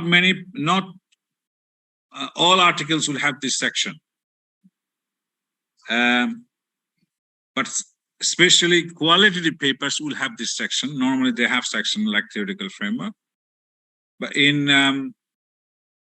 so theoretical framework is kind of if your gap in the literature is driven by theory, then yes, you need to have this section. Remember, I mentioned in my earlier slide, here theoretical direction is needed. If you use any theory to justify your research question, yes, you need to have a separate section on theoretical framework. So that theoretical framework or theories that you're going to use, what for? People use theories to give a different angle to the existing knowledge. And that could come from existing literature or could also come from other discipline. As you notice that I have published in different discipline, although my main publication outline is in accounting, but I borrow theory from economics, from sociology, from anthropology, to give a different angle to the question people asking. So this is another way of contributing to the debate. Because what I'm saying is, existing debate is deprived of different angles. So I bring my new theoretical angle. I said, this is the angle you need to look at, then you'll see new light if you use this theoretical angle. And so I have done this many, many times. And in all cases, I have to borrow those framework from different disciplines. And in this case, I have to explain this framework or this theory in the section. So how to select a theory, how you know this theory is useful. And this is something you have to justify yourself. Because you're bringing a new angle, you have to understand this theory says this kind of thing, and this could bring a new angle to the conclusion. Now, in a quantitative study, they don't use theoretical framework as such. What they do that they use research design, but they use theory to defend their hypothesis, right? So all the research question I mentioned earlier can be defended or can be justified using a particular theory. And that has been used in the previous studies. So theoretical framework section for me is a contingent upon how you develop the question. If you develop question from the theoretical angle, yes, you have to write it. But if you don't need it. But research design is another framework people use to justify their research question and also analyze the empirics. There's another purpose of theoretical framework section is that when you find findings, when you report the findings, you have to use theory to make sense of those findings. Or sometimes the people test the theory quantitatively. So this theory suggests this, and then you collect the empirical evidence to test it. So for all those reasons, if you need a theory, then you have to write this framework. But I've written papers without a theoretical framework section. Basically, establish the gap in the literature, and then presented my findings using research method, presented my findings and discussed those findings with the literature, and then conclusion. So, but theoretical framework is needed if you, as I said, if you want to test a theory, if you want to make a new angle to the academic debate. So all those reasons that you need theoretical framework section. Okay, so let's discuss. Do you have any question on the theory side? Or do you have a actually question why theory even needed? Whatever you want to ask me now. Yes, please. For the participants, is there any question related to theoretical framework? Back. It's okay. What you say, but quite difficult for me to make the theoretical framework is how to make it simple, because to present things a lot of angle in the space of limited word, we can say it's very difficult. That's what I want to ask, how to make it simple. What's tips? Yeah, I took a 2-hour session on it, to be honest. It's very, I think I agree. One of the challenging job is to write theoretical framework that the audience would understand. One way that I have got a tips for you, one way to do that is always make an example which is connected to your research question. So not bring an example from different results, but bring an example linked with your research question. So that's the way to make the reader understand this is how your theory is connected with the research. Okay, so every single theoretical statement must be presented with some kind of example. And I have done that in my own paper. So I was, I think, I'm not sure whether you're familiar with one of those theory that called agency theory, right? I think a lot of people are familiar with agency theory. Yeah. And so we introduce a reflexive agency. So it's kind of as opposed to agency theory. Agency theory, so criticize agency theory and said this theory missing something, non-economic interest, for instance. And we brought the reflexive agency to the field. And he said that if you use this field, this theory, it would be, you get more insight why, for instance, key actor like family directors are doing certain things, which sometimes goes against their economic benefit, but yet they're doing it for whatever reasons, cultural, political, whatever reason they're doing it. And agency theory is weak in explaining those kind of situation. And we said reflexive agency theory would be a good idea to understand better the interest, complex interest of family directors. So we gave examples when I explaining reflective agency and connecting the family directors. So that's what you have to do. You bring a new theory, you have to explain it with your own example, which is connected to the research question. So it means you introduce first the main theory. After that, you introduce new theory and why this theory related to the main theory connected with the example. Yeah. So basically, in the introduction, I already said this agency theory is weak. There's a lot of criticism already about agency theory. I'm not the first one. So then when I explain our theory in a theoretical framework section, then I just explain that what agency theory is missing, and then what this theory is and what this theory can bring, with examples in every single steps. So, is this difficult?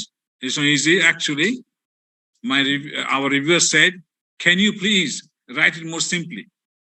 So that comments I received from the reviewer.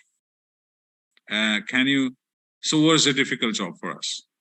But yeah, with more examples, it makes clearer to the reader. Okay? Examples and examples. All right, thank you, Professor Shahzad. Maybe we can continue. Good, thank you. The next slide. Can I have one more question, sir? Okay, go ahead. So usually there are several kinds of theories used in the writing papers or other things. There are comprises of a ground theory, the theory that coming first, and then a middle theory, coming from seminal theory that developed by other, and then the applied theory.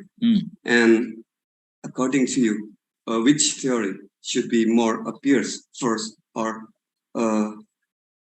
which theory should more use? Importance, amongst the ground theory, middle theory, or applied theory?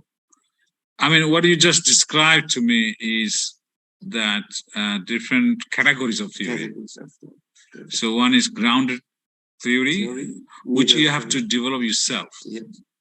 So grounded theory is about, from your empirical evidence, you create a new theoretical framework. So that's kind of, you follow grounded theory approach to develop the theoretical framework. It's a kind of methodological thing. And then middle-range thinking is that middle-range theory or middle-range thinking is kind of not over-theorizing, but at the same time, you iterate with the empirical findings. But I have no preferences. And actually, there should not be any preferences. And this theoretical choices is very much linked to the research question.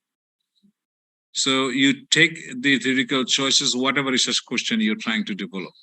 Because ultimately, we are trying to address an academic debate. Ultimately, we're trying to answer research question. If a grounded theory is the way to answer it, of course, grounded theory. If it is applied theory is good, so this depends on the research question.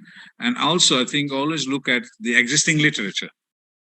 How kind of theory they have used, and how is that useful? So sometimes they also give you new sources for you sort of thinking of it, justifying it to your question. Thank you for your question. Okay, we can move on, right? Yes, please, Prof. Okay, so this is about how to write the research method section. So what do we expect from a research method section? So in a research method section, one needs to justify why this method, why this particular method you're trying to do. And usually comes from the literature. Of course, literature gives you the indication what kind of method they have used before. So that would be your kind of a justification as well. Without justification, it looks odd. So you always have to say, okay, prior studies have used these kind of methods. So following the same tradition, I'm adopting this kind of method. So always data must be justified either from theory, from literature review, or even from theory. Theory could also give you a new way of collecting data. So in either cases, you have to justify your research method. The purpose of the research method section is quite important. The purpose of the research method section is that not only you demonstrate how you collected data, but also how you're going to analyze data. So that's quite important. Often I've seen people simply describe how they have collected data, but never really gave an indication how they have analyzed it. So these two things must be there. And why is a particular sample is selected? And this is justification again for each method you take. So for quantitative study, you do population, you do sampling and those sort of things, and you have to justify it. But for qualitative study, there's a number of methods they use, like interview, documentation, observation, participant observation, and every single case, you have to justify why those four methods you're taking. Usually, if you do qualitative study, I would say do that data triangulation, meaning use different sources, not just interview, not just documentation, but both, and also observation. So documentation meaning collecting documents from the companies, from the World Bank reports or donor agencies, any other report, government report, newspaper report. So all kinds of reports that you have published data is documentation. So use that alongside the interviews and also observation if you follow qualitative tradition. And if you do quantitative tradition, of course, sampling technique, I'm not expert of, but it has to be justified. You have to tell the other way, sort of justify, say previous studies has used this sampling technique, for instance, or this number of data sets or responses. So therefore we are doing that. So always justify from existing literature. Put references in your justification is important so that nobody can say, okay, nobody has done it, why you're doing a new thing, or how's that relevant to your case.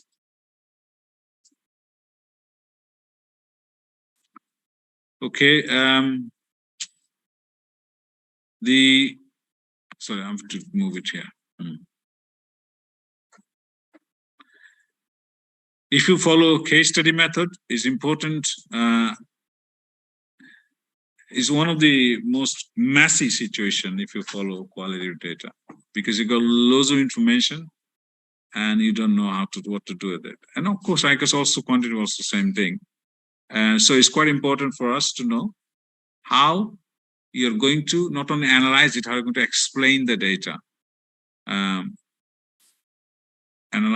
to analyze data and how to explain the data. And explanation comes from theoretical framework. If you use theoretical framework, and this is the place where I put a theory, because often the theory helps you to analyze data and create themes from your qualitative data collection. So I don't want to focus on that too much, sorry. Oh, it doesn't move.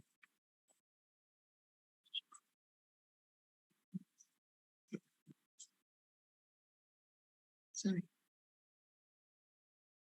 Where is the... It's done?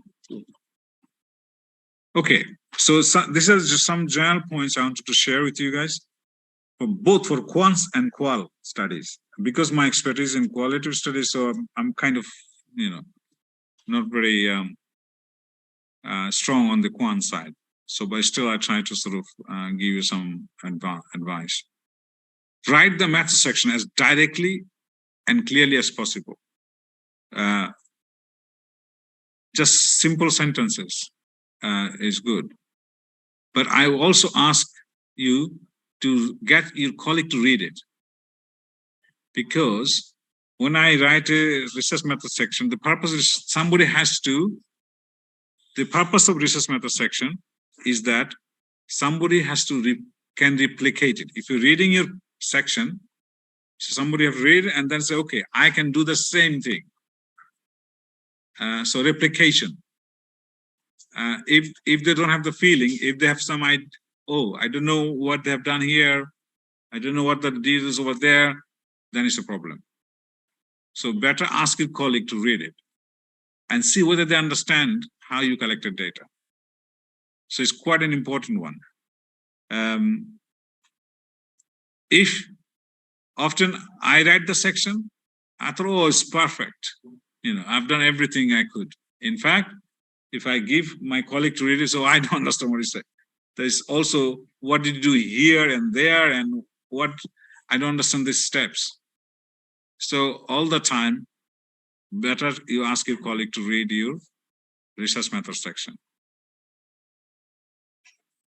You have to explain everything that is required to understand the findings, especially for the quants paper. You explain everything in that section, so that the reader don't get surprised in the findings section.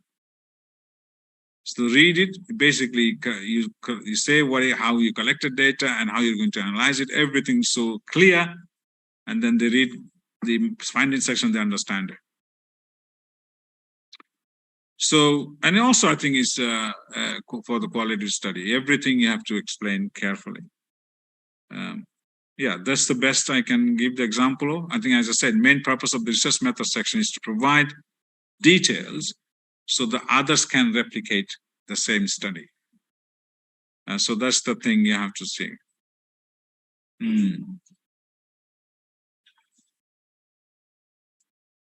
I actually listed as, not here, but a lot of questions as a kind of checklist. So actually, sometimes the journal provide you a checklist and see in how to draft a research method section. They provide a checklist. What kind of details you have to put in that section. Look for it. Before your submission, look for author's instruction. They might give you some idea. Okay, so do you have any question on the research method side? I know I'm going fast and also, but this is the kind of thing that I have to do. I've got a few other things to share with you because they were also very important, especially on the how you can be strategic. So that's quite important. Okay, any question on the research method section?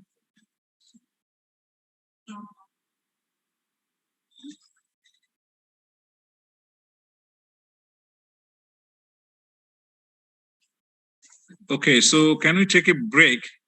Because I'm sure that people are bored, and take a sort of refresh. So now 10:51. Should I come? So we come back at 11 o'clock? Yes. Is that okay? It's okay.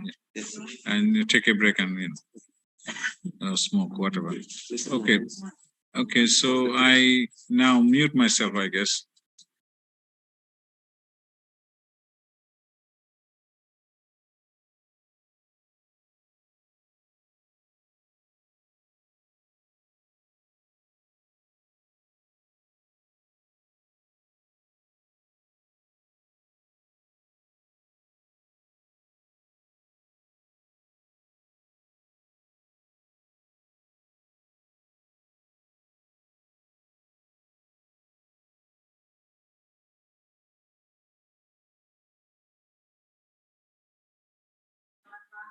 All right, everyone. We are taking a break first. We'll meet again at 11 o'clock. So please, everyone, have a rest.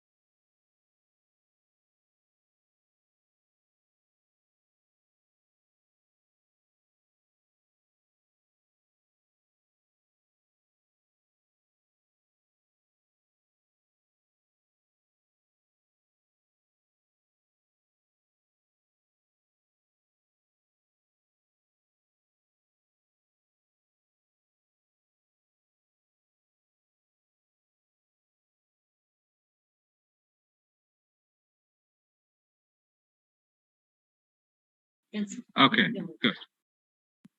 Okay, welcome back, everyone. So we have just finished the research method section. Now we're going to move on to the next section, unless you have any question on this section.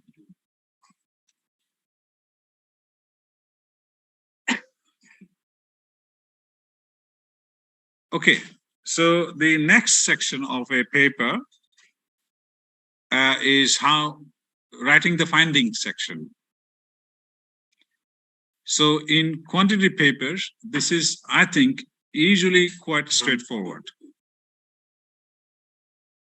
because you already have developed some hypotheses in the research methods, research design, also in your introduction and literature review section. Now, for you just lay out each of these hypotheses and then provide the evidence or provide the results of your hypothesis in that manner. So hypothesis 1, hypothesis 2, like that. So that's why I thought is kind of a very straightforward, because you already have a series of hypotheses to be tested. But it's probably is a bit more difficult if you don't have like a specific hypothesis. You just have got a big research question.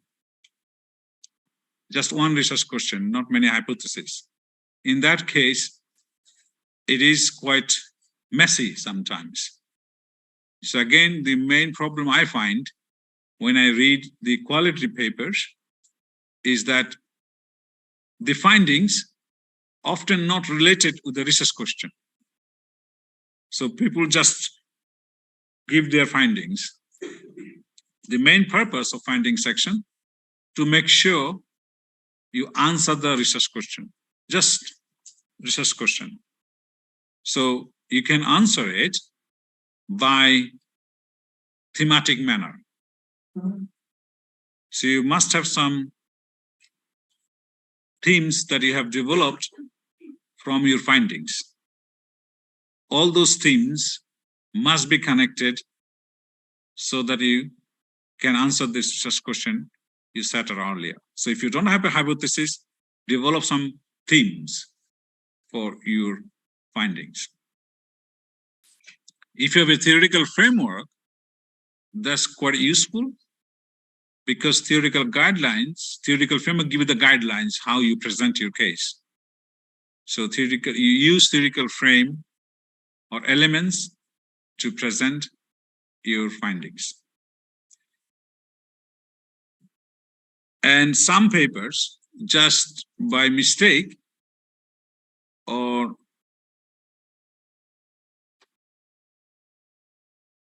mainly because they are so interested in theory, they discuss less evidence. So they don't discuss evidence, but only discuss theoretical framework. Don't do that.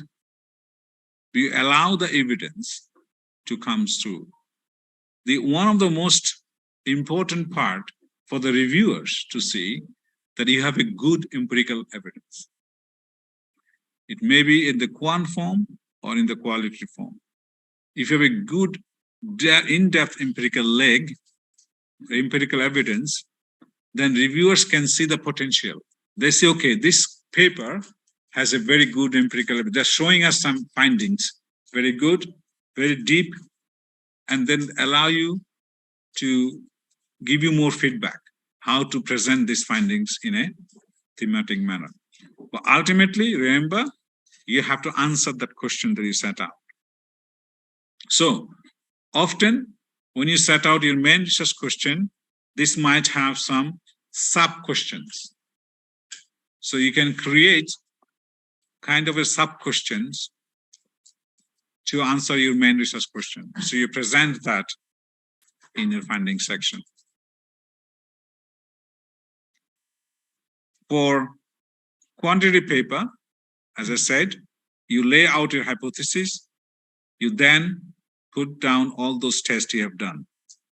For qualitative paper, you have to lay out the interview quote under a thematic manner, quotes or documentary evidence or evidence from your observation in each of these themes. So you create themes. That's the main point for a quality question, quality paper. And so some of this paper I've seen that they said they have done, say, 40 interviews, right? Which is a good number, by the way. But when I read the paper, I don't see evidence of them doing 40 interviews because I don't see any quote. I don't see any deeper findings in their section. So use interview quote to answer the research question under the thematic manner. Use lots of quotes if you have a quality paper.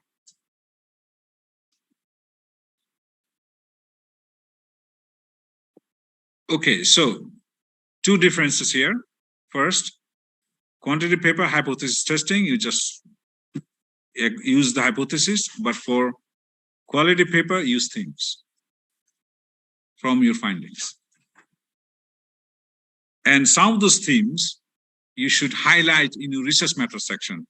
You say in your research matter section, these are the themes we have developed. Remember, in the previous slide, I said for case study, it is important to explain how the data was analyzed. How did you get the mass of information collected to the story told and analysis presented? In this section, in this sub-para, you have to say, I have developed these themes. Mention those headlines of these themes in your research matter section. Then, in the finding section, use those themes to answer your question. Okay, so this is the main difference. One is hypothesis, the quality paper is themes. Okay, discussion section is sometimes people use findings and discussion together. Sometimes they're separated out. That's fine, whatever you want to do. But discussion section is the most important section for you to get accepted in a good journal. How do you discuss it? How do you discuss your findings? So it's not just a straightforward writing the findings. It's about your understanding of findings, the implications of your findings. Basically, in this section, either you discuss your findings with the previous studies. You say the previous studies have found this, but we found that kind of discussion. So compare and contrast with the findings and the literature review. So in a sense, discussion section, I would say, marriage of two sections. One is literature review, the other one is finding section. When you marry these two together in the discussion section. So discuss your findings in relation to previous studies, in relation to the literature review. If you have a theoretical framework, then use those theoretical concepts to say something more than empirical findings. Basically, explore the implications. Explain your findings using theory. Or explain your findings using previous literature. So it's not just about simply stating what is your finding, but it is about discussing findings with the previous studies. So say more than what you found. So this is the key contribution comes up for academics. Imagine a journalist. Journalists write story, right? Journalists write newspaper report. They write what they have found. And their job finished there. Only writing the story of a newspaper, for a news. But for academics, you have to say more than that. You have to say more than what journalists said. You explain your findings using theory or using previous studies. So you explore the consequences. You explore the implications. You explain your findings, not just findings. If you don't do that, then it becomes a journalistic piece. You are not a journalist. We are academic. We have to say something better, something more comprehensive, so that people can take it away. So for instance, if I give an example, if you write a story about corruption, journalists will write a story about corruption, right? That somebody stole this money and this is how they did it. You also write about corruption, for instance, academic. But your job is not just to write the corruption, but your job is also explain those corruption and why this corruption continue to happen. So that's called exploring the implications, exploring the consequences. So you have to say more than your story. And that's how you contribute to the knowledge. If you explore the corruptions, if you show the implications, then other researcher can also take something from your story. If you just write about Indonesian corruption story, that will be just Indonesian story. But if you explore with more explanations, with your theoretical concept or with your previous studies, then other countries would be interested. Okay, this is how corruption happens. These are the factors are responsible. And this is how the society getting impacted. So this is more than, that will become then more than Indonesia. Do you understand the point here? So not just the story, but also explain the story. So that's the purpose of discussion section. And this is a way, then you connect with your academic debate. So this is the place you come back also to your research question and say, how did you contribute to the intellectual puzzle? How did you contribute to the academic debate? So when you explore, compare, and contrast your findings with the previous studies, then you come back to the gap in the literature. And you demonstrate how your findings then is able to contribute to the existing knowledge. So basically, if it is about corruption story, you basically then contributing to the literature of corruption. So it's not just how corruption happened, it's also about why this has happened and how does it improve this existing literature. So discussion section again is about saying more than empirical findings. Second, marriage between literature review and your finding section. Third, elaborate how this discussion contribute to the academic debate, that which you identified already in your introduction section. So you see, every single section is so connected. Introduction section is connected to the literature review section because you elaborate the research question. Literature review section is connected to the research method section because literature review supported how you should collect data. And also theoretical framework section is connected to the introduction section, literature review section. Then discussion section is connected with all of those. So basically discussion section connect with the introduction section, connect with the literature review, connect with the findings, and ultimately contribute to the academic knowledge. So it is the vital part, and often people fail in it. A lot of people actually have seen, state this is their theoretical framework, explain theoretical framework beautifully, fine. but they never reflected on their theoretical framework in their findings. So what's the point of that theoretical framework? So the discussion section hence is the most important section of your paper. Okay, any question on this so far, on this slide, on discussion section? Is there any questions from the participants, please? According to this slide. Oh, okay, sir, please. I just want to know if it's a product. Sometimes when we have our finding not really fit to the literature review.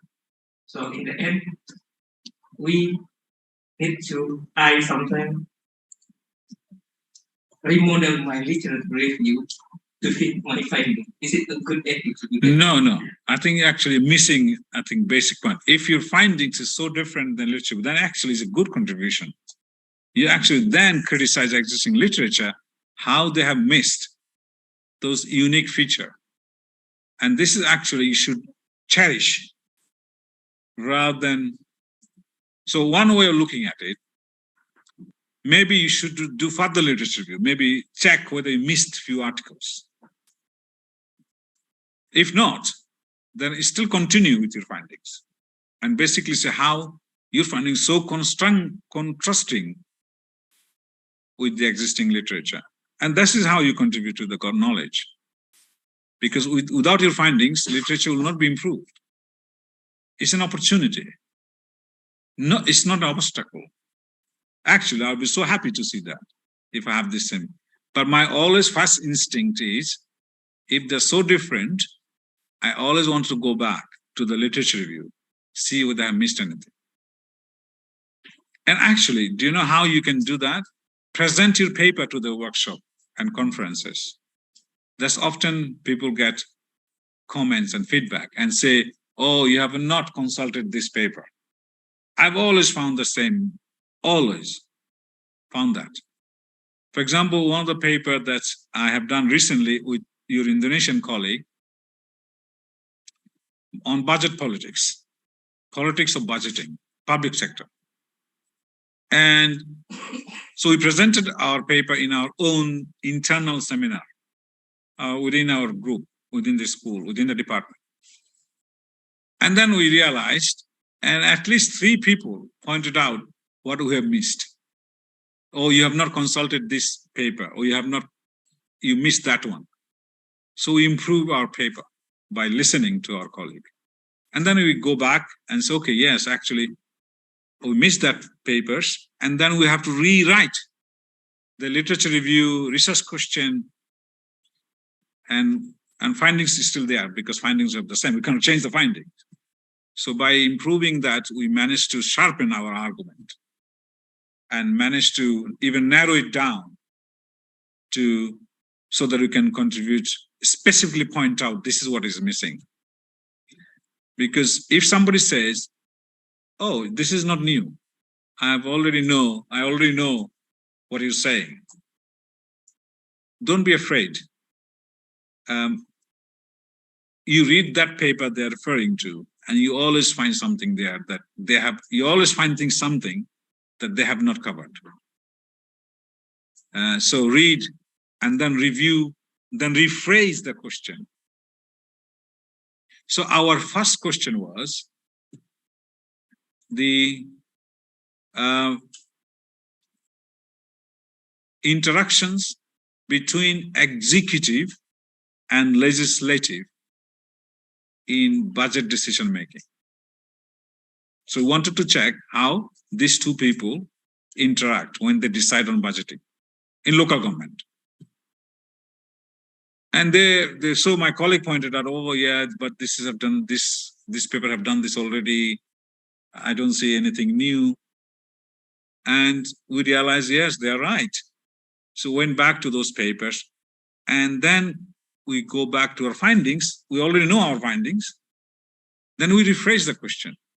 We said, yes, maybe, but we really we are interested in the politics side of it, budget politics, not whole interactions.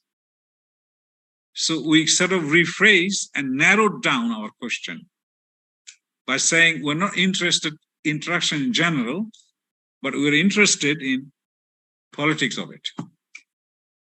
You see, so that's how you improve, which we haven't seen before. Okay, any other question on this slide? Okay. Okay. Oh, okay. Please. It's mean that the finding is right, but we have to see more deep about why the finding is different from our question or our literature review.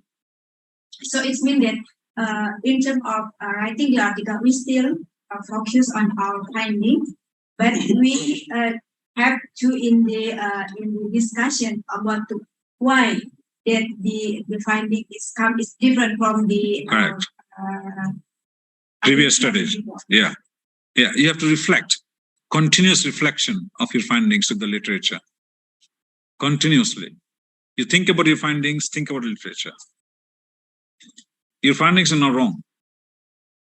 Maybe literature is missing out on your findings. Okay. All right. Maybe if we don't have any questions, we can continue to the next. Okay, so next slide. Oh, I mean next. Okay. I don't know. I mean, you can continue your speech. Yeah, I mean, I will finish that. Yeah. Okay, so the last section is the conclusion section. And this is the most simplistic one. There is no complication here. But few things you need to mention. One, you must answer this, summarize your question. Summarize the answer to the question that you set out in introduction.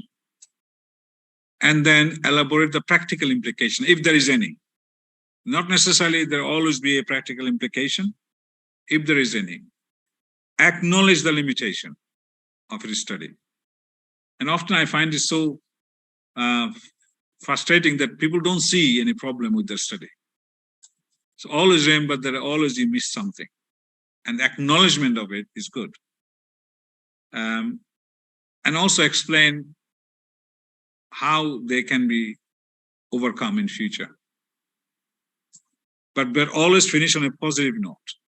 Rather, what has been achieved in your paper, not what has not been done. So, acknowledgement and also future research is quite important. So you acknowledge limitation and then say this something can be explored in the future studies. But this is not a very complicated one. But sometimes in some journal, discussion and conclusion written together. So that's also okay. In some paper, findings and discussion together. So I separate it out to make sure that each section has a specific purpose. But if you can join them together, still keep the same purpose. It's not a problem.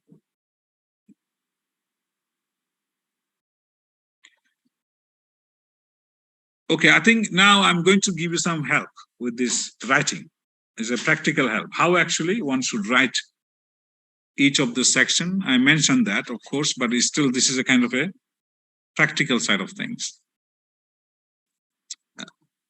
So first thing I always like to say that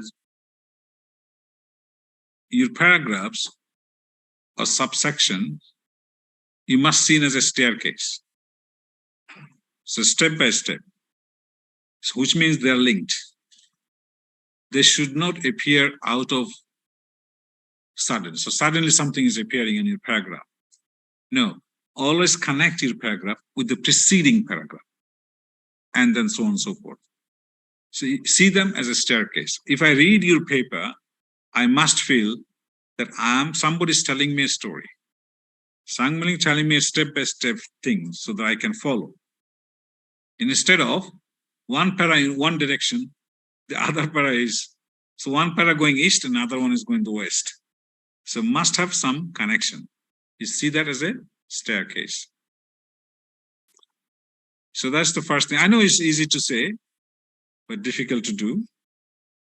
But you can always improve by reading it, by getting other people to read your paper. And they will say, well, you're jumping to something.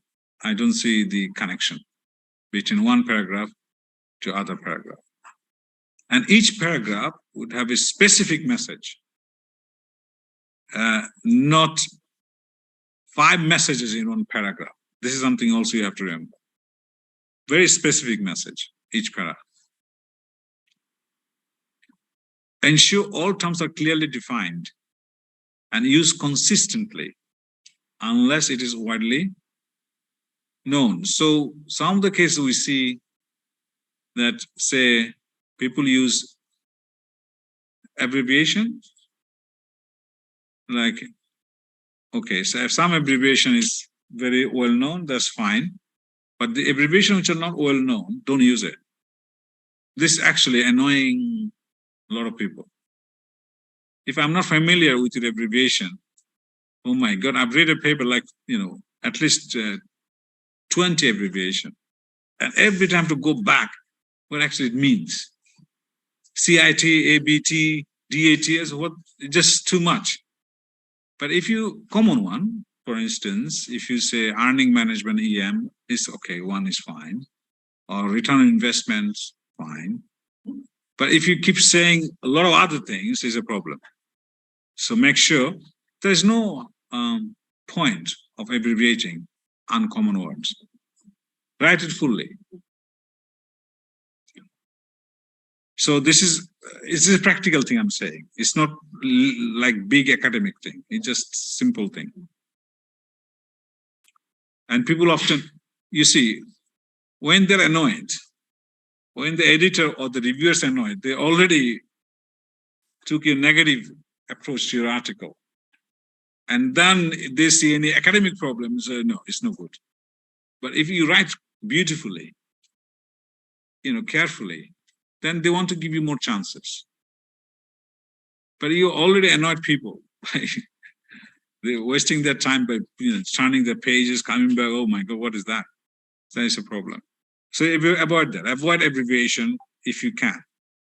Only use those abbreviations which are very, very common to the literature. Even if I see too many, even though they're common, still I don't want to use it because it may not be common to the reviewer.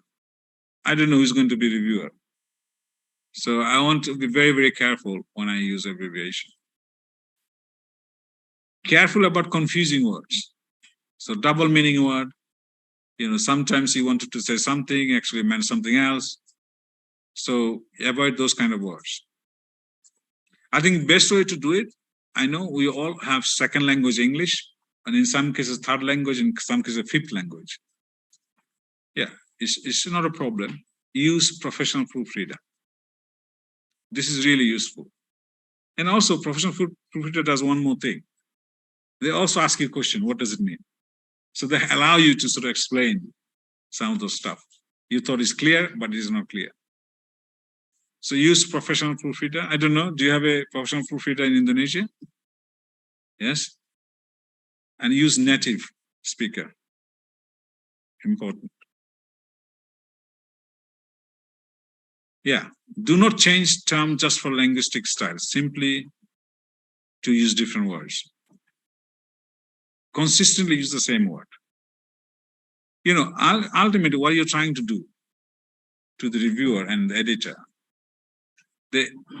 should they use less time as possible reading your paper. Make it simple, very simplistic writing, complex word, absolutely avoid. I have read papers, one sentence, whole para. So you're kind of lost in the way. So it's not a good practice. And that paper definitely will be rejected. It's not on. Writing 6 lines, 1 sentence, 6 lines. No point. Break it down. And also easy for even reader, writer, for everyone. Life is so easy if you break it down. Ensure constant terms from sentence, same terms, sentence to sentence. If you use ROI, use same word ROI, not use different thing in different sentences. And last point on this slide is that all points should be supported by arguments or by evidence from the study or from the literature. So if you think you're making a statement which is not your empirics, then it must be supported by a reference. I'm not saying you put reference every single sentence. What I'm saying is, if the message needs some support from the literature, put that in.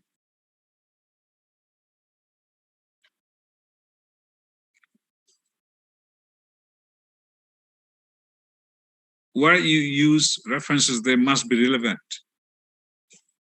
This is another problem. People, to demonstrate their knowledge on the topic, they use, somebody said to use key articles, and they put all the articles references in that sentence. When you read the paper, in fact, that paper is nothing to do with the sentence you put the references in. And if you get caught, you will be rejected. So when you use references, make sure this reference is connected with the sentence.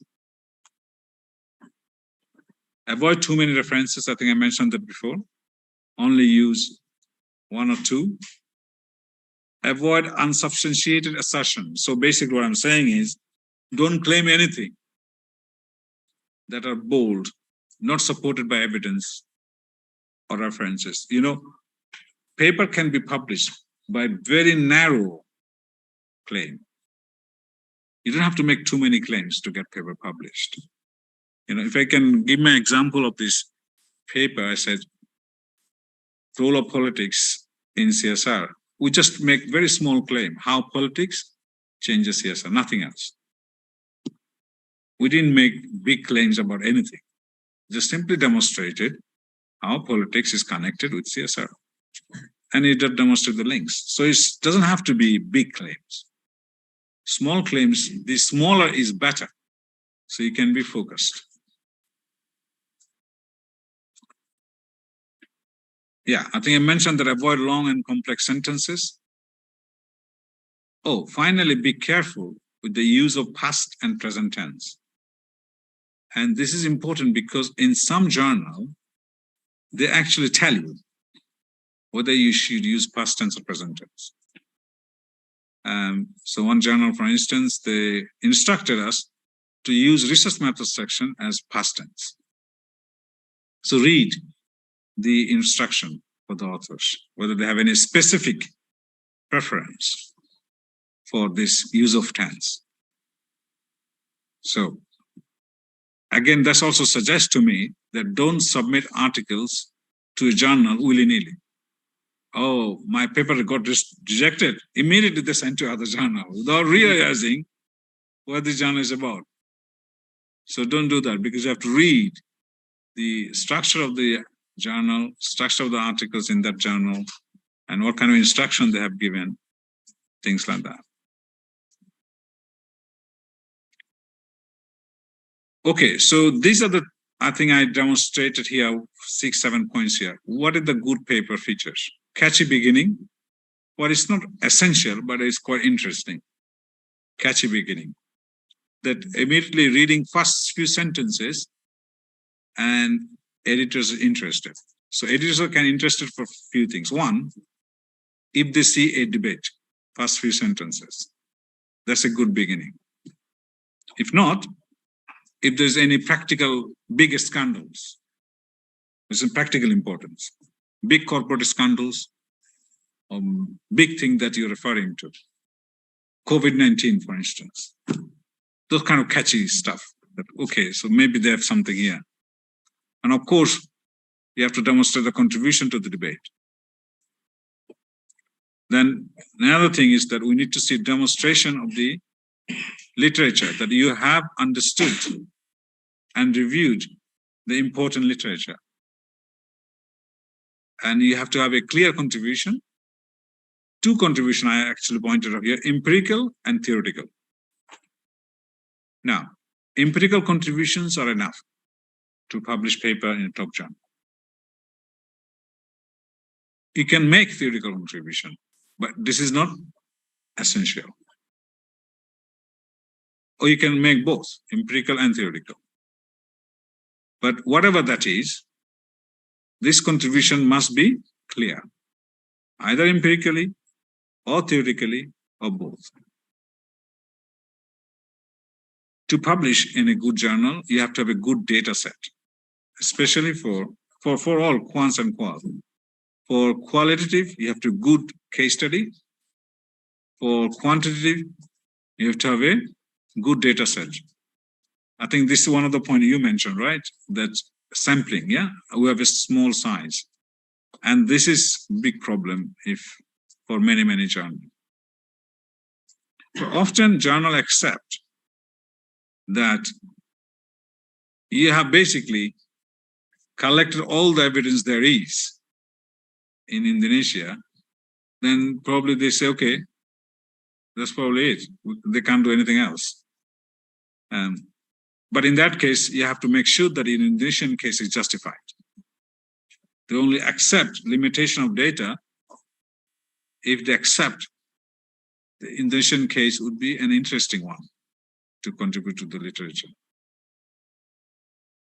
So good data set is quite important, and relevant theory if the theory is needed. Acknowledgement the limitation is very important, because you don't want to claim too many things. You acknowledge what you could have done better and identify potential areas of further investigation. So those are the things I think are the important points. Okay, I stop now. If you have any question, ask me. Then I've got a few other slides, how you want to be user common sense. But if I go that, okay, let's see whether people have any question. Right now we open the Q&A section again from the online participants. Maybe, is there any question? For the participants, you can use bahasa, and then we can translate it for you if it's needed. Maybe from offline participants. Okay. Yes, please, Miss.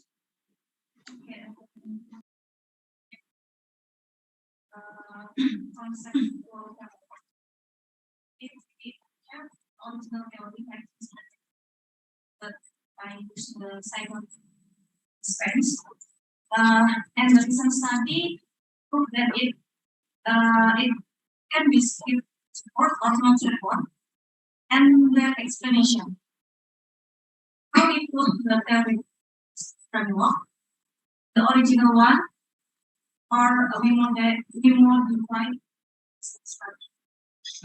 we only depended on performance or explanation.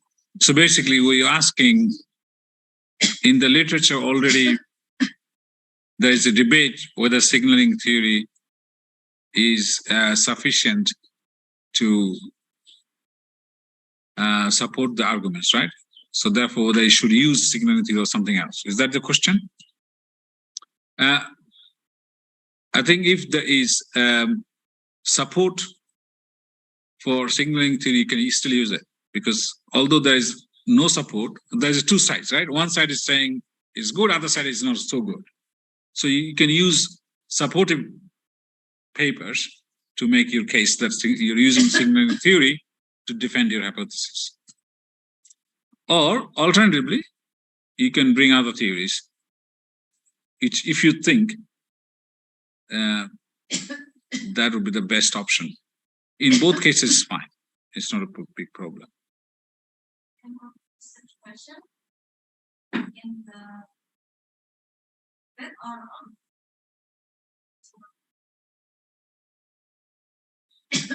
Sorry, you said question if we in the constraint when I try to look at the characteristic of the form, the impact to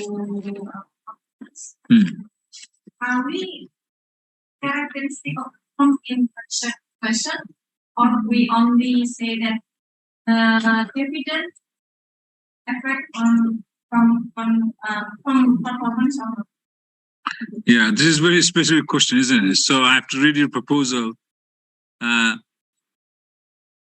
So it's basically, if I understand you correctly, you have to focus on what debate you're focusing on. So basically you're focusing on firm performance and characteristics of investors. Is that you're debating? You try to look an effect on the different characteristics. So is there any debate going on in the literature about differing characteristics? Okay, so that's a debate. The differing characteristics. Probably related with strategic knowledge. I think. And farm performance. It's not really conform with spread of is it what? It could be support, it could be not support, depend on the characteristic of the form. Okay, so you focus on the literature of characteristics. Characteristics of what, by the way? Characteristics of what? Investors? So, firm. Okay, and firm performance. That's the literature. Okay. So your debate is about firm performance and the characters of firm, right? Features of firms. Yeah. Okay, so in that case, are you saying that the existing literature missing some characteristics? Is it about dividend? Signaling of performance. We found the recent study that the form characteristic was the. Okay, I think I stop you there because it's too much detail. So I have to read the proposal and then give you the feedback. I mean, this is not general kind of question, I guess. Yeah. Yeah. I did this question. Yeah. Yeah. And use your theory if that is to strengthen your argument. Okay. Any other question? Professor, with all my respect to you, I would like to remind you that we only have 15 minutes left for the main session. Oh, you're almost finishing, right? Yes. Almost there. We're almost there. Okay, so we've got a few more slides to go. So this is about strategy. Okay. So basically, how to use your common sense when you submit paper. So this is our last aspects of this workshop. Submission and then how to address the reviewers' comments. First, common sense. Send the paper to a journal which might be interested in your paper.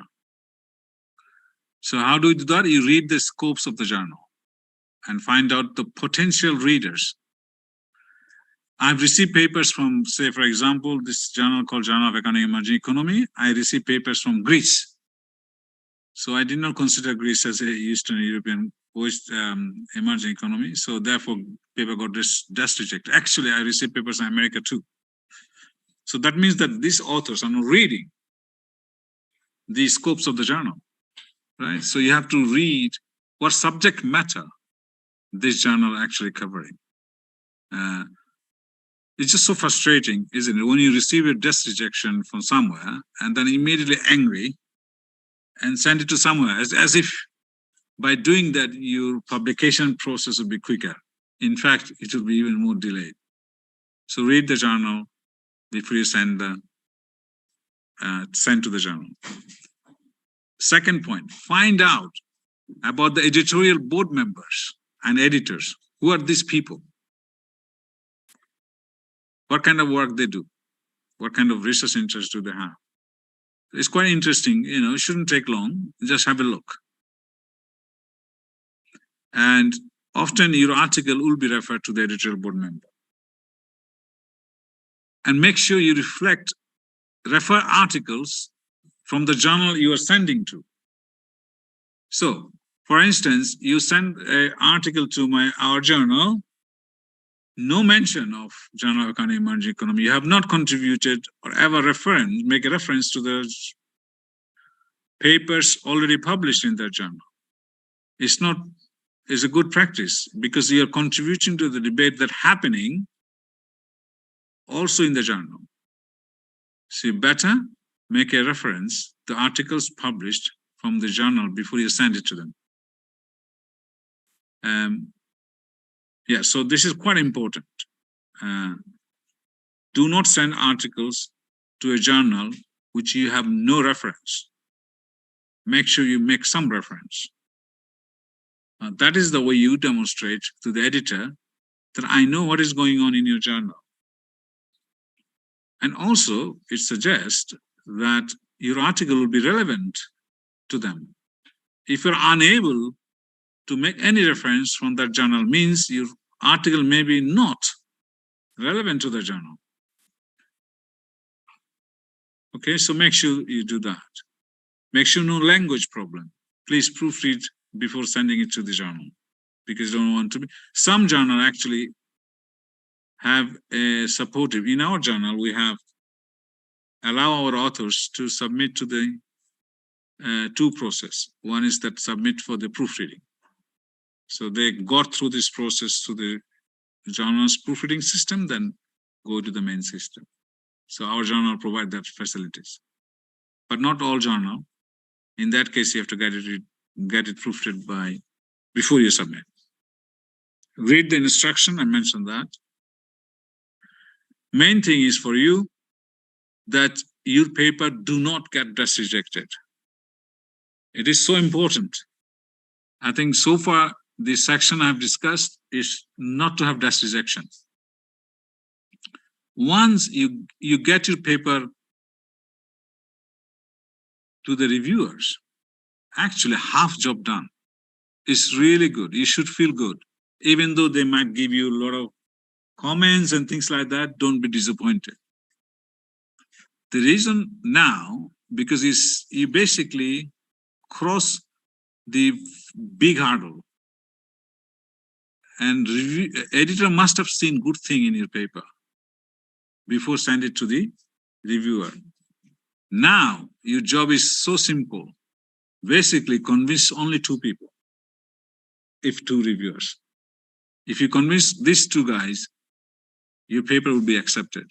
So getting it to the review process is actually very, very good news. I think you should get increment because of that, before even publication.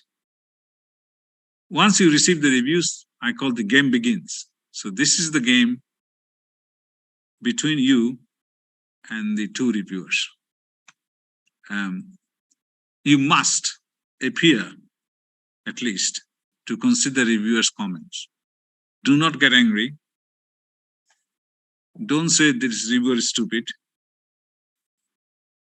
Or at least don't respond like you're angry. It doesn't mean that you agree everything reviewer said. If you do not agree, provide strong defense why you don't agree. But do not be impolite. I think I've seen paper, one of my colleagues, I think unfortunately, so angry with the reviewer's comments, he's probably right. But his response was so bad. Editor rejected the paper. Paper could have been accepted. Although authors is right, but the way they handle the reviewer is so unprofessional. So don't do that. And I always do that. When I get a paper reviewed and I get the reviewer's report, I'm not happy. So what I do, first thing come to my mind, the reviewers have not read my paper. They just gave the comments without reading the paper. In fact, they did. So I put it, back and read it again later. Come back to it and then realize, yes, they're probably right, because the point I was trying to make, I didn't make it clearly. And hence they're raising issue. You say, I already done that. Why are you raising this question again? The simple reason they're doing it is because we did not make it clearer. So that's how you should see it. Don't blame the reviewers. That doesn't help you. You must be careful with the response to the reviewers. Do not take extension if you need. Do not rush it. So in one case, I've seen that there was some minor comments, but authors submitted the paper following day. So that suddenly, oh my God, suddenly, why are so quick? There are few comments there. And obviously then realize they actually didn't understand the comments. So you take extension. If you cannot do it within the time limit, journals is always, many journals, not all, always, very flexible to give you more time. But first ask for it. If you don't ask, you don't get. Ask for it, if you need one. But be firm but polite if you do not agree with the reviewers. This is the most important. You say, I agree, or thank you for your comments. However, I feel our study is this and we're focusing on this. Perhaps this is the way to, like that. So you don't say you're stupid or you're wrong. I'm right. Don't say that. Okay, so that concludes my presentation. And we can now maybe ask some general question or any other question that you... All right. Thank you very much, Professor Shahzad, for giving us a very fruitful and informative presentation. Because we only 5 minutes left, maybe we only open for one question from the participants. Okay, we have one question from offline participant, please, sir.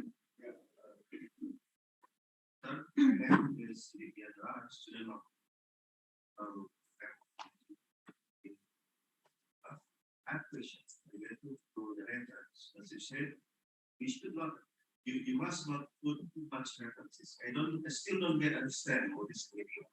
Why we should not put much references. Do you have any proposition, like how much it is suitable or required for educational just in the express focus? Yeah. That is the question. Thank you, sir. Good. So too many references does not add anything. So say you're making a statement and you're referencing to support your statement by saying two other people or one people and agree to this statement. So you mentioned 2 or 3, even 1 key article, then reviewer or editor will understand, they know there are other articles. They're not saying there are no other articles. But if you mention one or two key articles, they will understand you actually understood the point and also refer to the literature rightly. To demonstrate 5 references doesn't add anything. It just add confusion. By adding 6 references meaning you read 6 papers. By adding 2 references, does it mean you had only 2 papers? No. Editors will understand you read many papers. You're just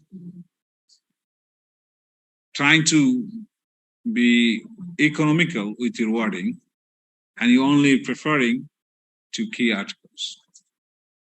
to come to this point of referring to key articles, meaning that you have to read many papers to understand which are the key articles.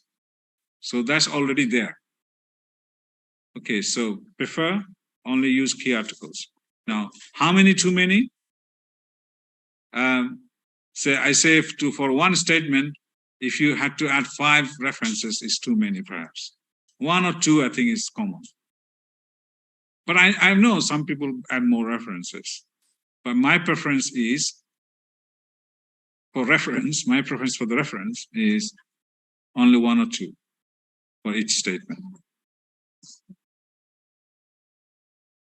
Nonetheless, sir, how many references firmly put into the bibliography? You mean all together? Yeah, all together. In the reference list? In the reference list. Oh, that's the question you asked? Yes. Yeah. Oh, sorry. Right. I actually, there is no limit. As minimum as possible. Without being accused of you have not consulted literature. Because you've got a number of words, right? Number of words that you have to maintain. So as I said, whenever people ask me to reduce the length of the paper, my first target is the reference list. See how many I can get rid of. So yes, so there is no number. As minimum as possible. Not as maximum as possible. As minimum. Keyword is minimum. Reference list doesn't mean that you have read less. You actually read more. That's why you're able to say few. Yeah. So it means that 1 or 2 written is for one statement we write. Yes, so I've seen one statement people are referring to at least 5, 6 articles. There's no point. 1 is enough. But they had to be from a good journal, key article and like that. So 1 key statement, you only provided local Indonesian journal. That's not good. You have to top journal. I don't know the local Indonesian journal top journal. Is there any local Indonesian journal as top Q1?